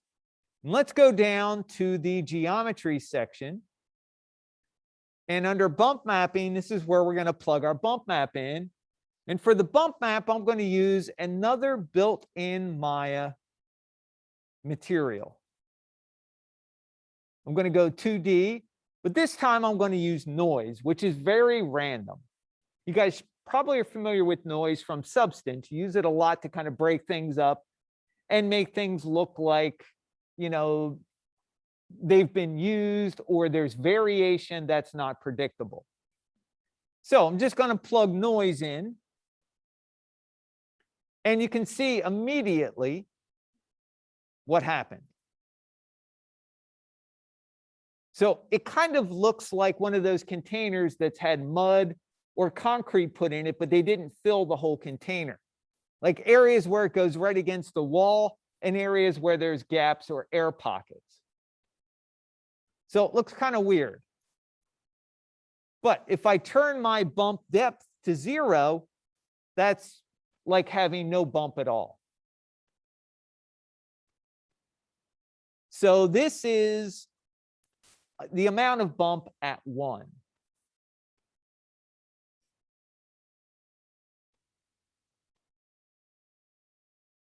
Yeah, planet, exactly. Now, a couple things going on here. Let me pause that. Let's keep it, just so we have another image. And let's go take a look in the hypershade at what happened. So my hypershade looks like a mess, but all I have to do is go here. There's a little icon that looks like 3 little stars, kind of reminds me of the Subaru icon. If you click on this icon, it will clean up this area. It basically just puts everything away. So let's graph the bump sphere, and we can see that we've got our noise, which is our file node. That's the built-in Maya file. We've got a place 2D that's driving the UV placement of the noise. And we've got a bump utility. This allows us to adjust the amount of bump, and the value is where the file is plugged in. So really, you only have one control to worry about, the amount. And that gets plugged into what's called the normal camera of the material, or the bump.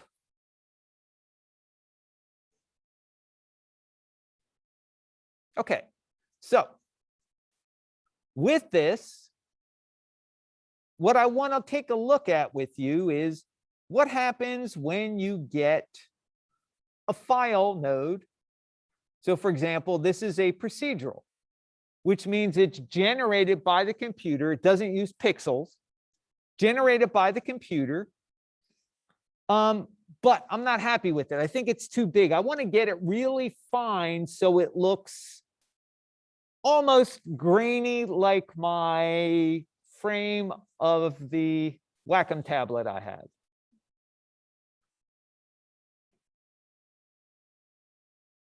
So let's go into the Place 2D and see what happens in here. So coverage of the Place 2D. And the first column is U, the second column is V. Remember, this is UV space. So this is U and this is V. So coverage 1 to 1 to 1 means it's covering the entire 0 to 1 frame. You want it to do that for the most part. Translate, that means you can move the frame around in that 0. You can move the actual texture frame around in the 0 to 1 space. So remember, it's all 0 to 1. So if you plug in a number like 2, you're only moving it over one whole frame. So say, for example, I want to go 0.25. Wait, what happened to my renderer? Where'd you go? Oh, come on, Arnold. Don't do that to me. So at 0, that's what we get. But if I translate it like 0.25, it kind of shifts it over. And if I do 0.25, it'll shift it up. Let's go back to 0. Now, if I rotate it, that's rotating the texture frame. So this rotation is in 0 to 1 space. So yes, the cool thing about this is if you right click on something and it says set key, yes, you can animate it.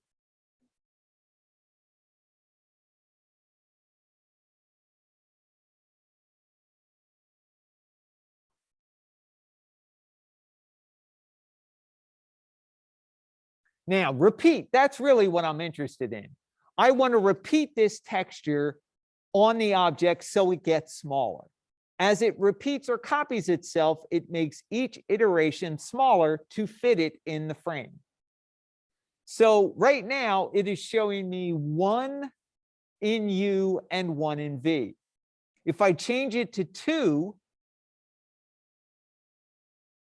in U and 2 in V, now it's actually 4 times smaller because remember, it's 2 in U and 2 in V. So let's make it smaller still. Let's go 4. You can see it's starting to get a lot finer. Let's go 8. Now it's starting to look almost like asphalt. Maybe out in the parking lot, some areas are smooth, other areas are all chipped away and kind of, you know, really rough underneath. Let's go 12. So as I make it smaller and smaller, it starts to basically look like the surface is broken up now.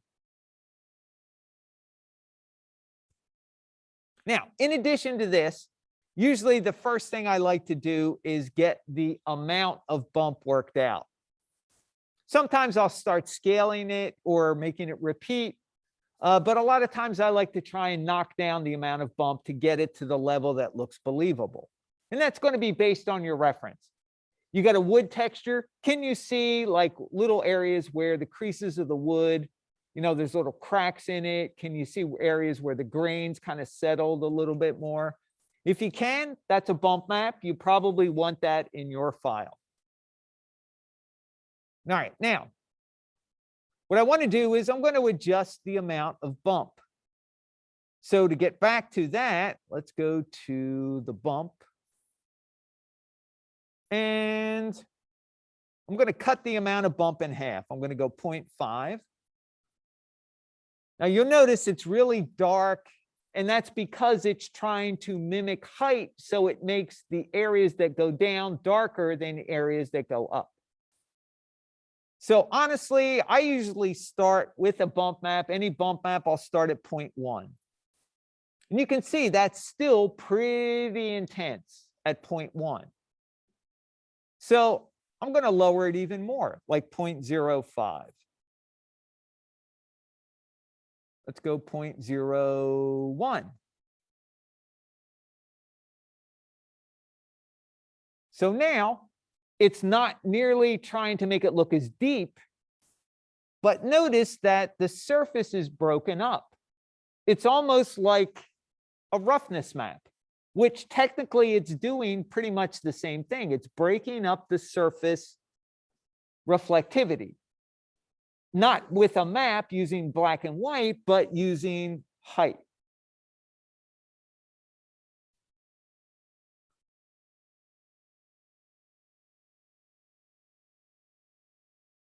Now, if I want to, let me take a snapshot of this. There we go.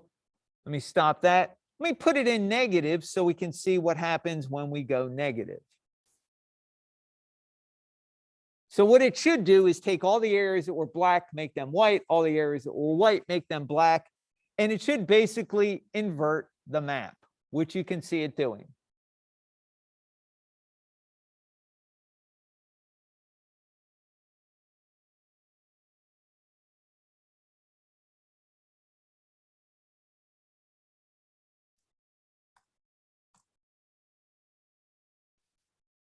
All right, so bump maps give us the illusion of height.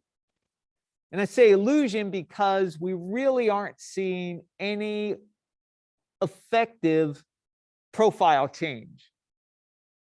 Now, if we want a profile change or we want something to actually look like the geometry is altered, we need to use a displacement map, which we will get to on next Wednesday. Because it's not required, but it's something I think you guys need to know about. We don't require it in our assignment, but if you want to use it, you can. It just needs to be used very kind of sparingly. All right. Any questions? I got one more thing I want to go over before we go on break. The flat areas kind of look like clouds. That was pretty cool. Yeah.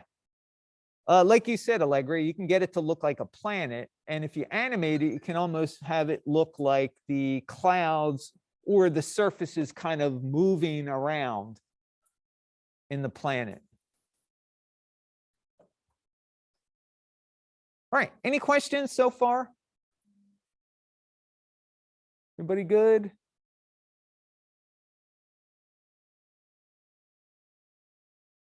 Tristan, Jasmine, Griffin, Eel, Gaia, Allegra, questions so far?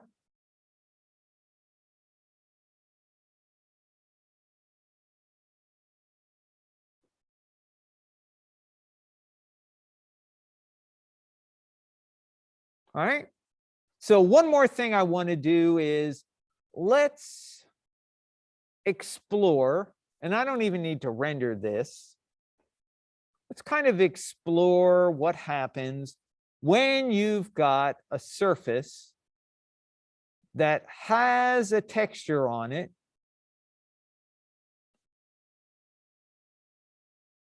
And you put it, and that texture needs to be smaller. So you repeat it like I did with the noise. You repeat it, but that texture is not made to be repeatable. So for this, I'm actually going to use our Lecture 6 demo files, that one with the helix and the sphere, and I'm going to assign a texture to the ground plane that the helix and sphere are sitting on. In fact, I'm going to take our brick wall texture that we're going to do in Photoshop and put that on the ground. So let me set my project to Lecture 6 demo files. Let's open up, there's Lecture 6.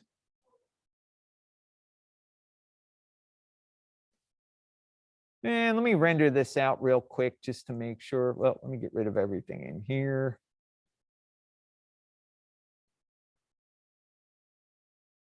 Wow, I was busy. Oof.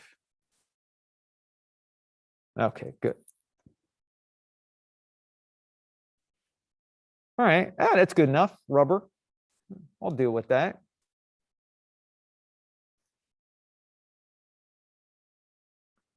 So what I want to do is select the ground plane.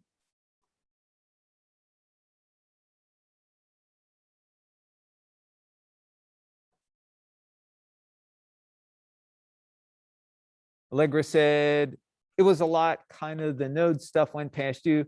Yep, well, we're going to get into that more as we continue to work for the next couple of lectures. So I don't expect you to get all of it because most of you haven't been exposed to any of this before.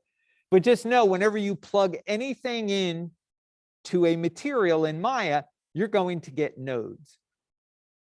Whether it's a built-in file node that Maya has, or it's an external source, something you got off the internet, something you made in Substance, something you made in Photoshop. So don't worry, Allegra, we will keep working on this. In fact, we'll get into this more next lecture. And you guys will also get into it on Monday when you take your Substance textures out of Substance and bring them back into Maya, because that's really where it starts to blend in with your scene.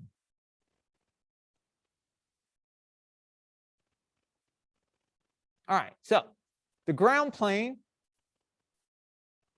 what I'm going to do for this, I'm going to turn roughness off right now because I really don't need it. And I'm going to turn my specular weight off because this is going to be a brick wall. So what I want to do is, let me get rid of that resolution gate. There we go. So I'm going to plug my brick wall source file, which is right here. Oh, let me get rid of that. Let's get rid of that. Let's get rid of that. We'll get rid of that. There we go.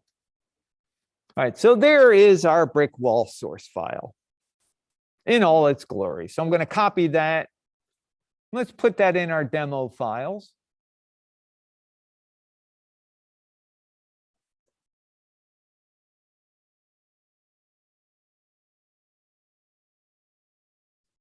Let's get rid of all that. There we go.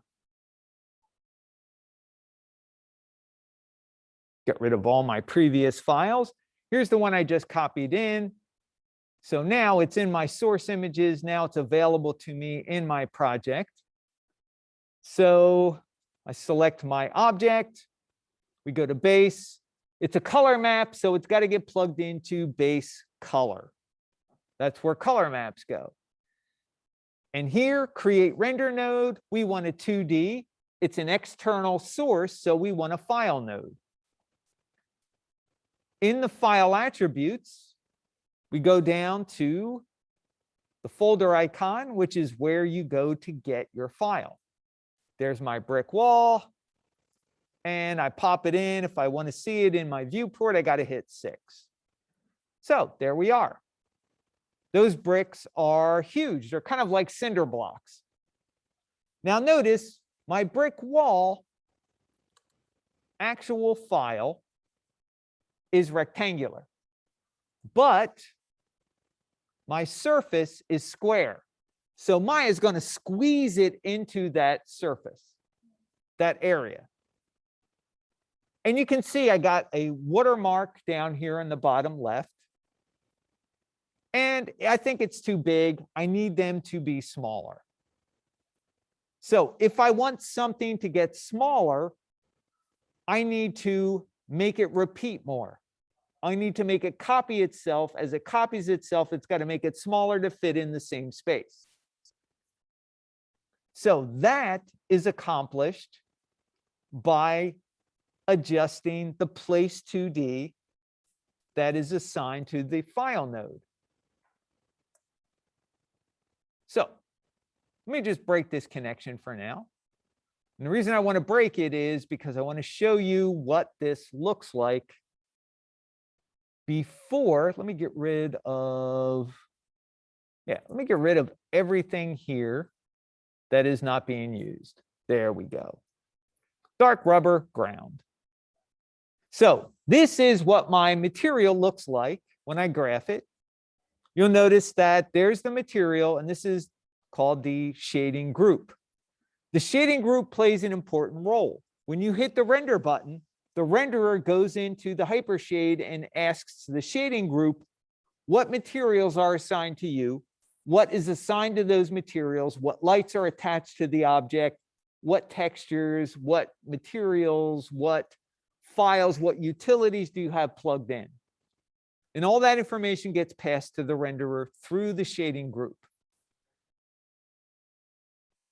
So my file or my material has nothing plugged in. So let me go back and plug in my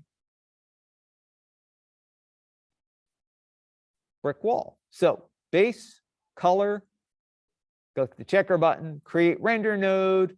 We want a file from the outside, so that's place 2D file. So here we go down to file attributes, image name. Let's load our brick wall in again. There we go. So now you can see that my file node is attached to the base color. That's where I plug the file in. But I want to adjust that file. So I need to select the place 2D, and that gives me my UV information. So right now it is force fitting that brick texture into the 1-to-1 UV space. Now, if I want to make it look a little more natural, I think I probably need to, well, let's just see. The bricks are too big in general. So let me uniformly make it smaller. I'm just going to increase the repeat to 2 in U. Notice that made it squashed more horizontally. And let's repeat it in V. So now I made it twice as small, but in reality, it's 4 times, because remember, it's 2 in U and 2 in V. So you can see down here, I got my watermark, watermark, watermark, watermark, and you can see where they don't line up properly. So when you make something repeat, the top lines up with the bottom, the left lines up with the right, and as it copies itself, it makes it smaller and just fills in all those tiles. That's why it's called tiling. Something needs to be tileable.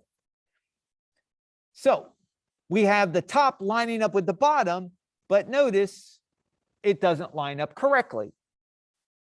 There's no grout in between the bricks. Also on the side, you can see there's color variation and some misaligned bricks.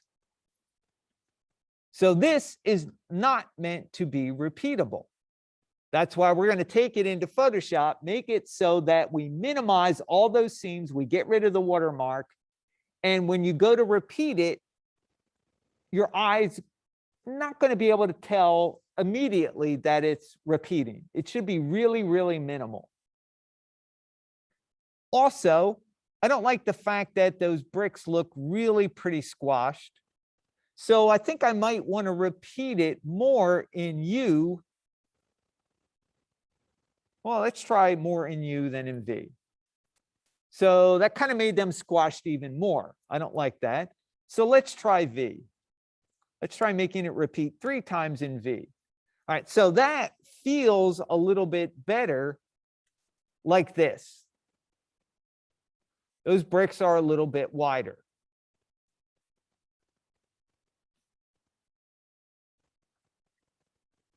Now, as I said, this is why we need to make some textures repeatable, where you want to get the right scale of the texture to fit in your environment. And that's what we're going to do when we come back from break. We're going to go into Photoshop. We're going to take this texture in there. We're going to make it repeatable. I'm going to show you guys how to get rid of all the seams using the clone stamp tool, the healing brush, We're going to use some layering in Photoshop. We're also going to use a blend mode to be able to blend layers together. And then we're going to take our color map and make a bump map out of it. We're going to figure out what do we need from that map and how do we make it in Photoshop. All right. So before we head out on break, questions? Adriana, Diamond, Jasmine, Damien, questions? All right. Tristan, let's see, I already asked Jasmine. Griffin, Eel, Dia, Allegra.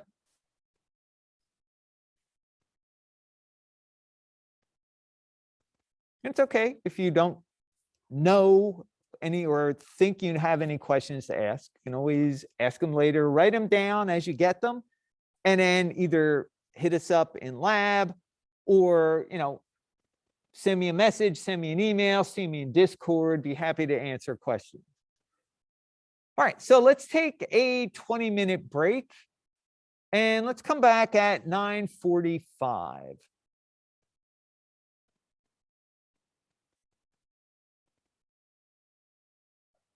All right, so, well, let me close down some of this Maya mess here.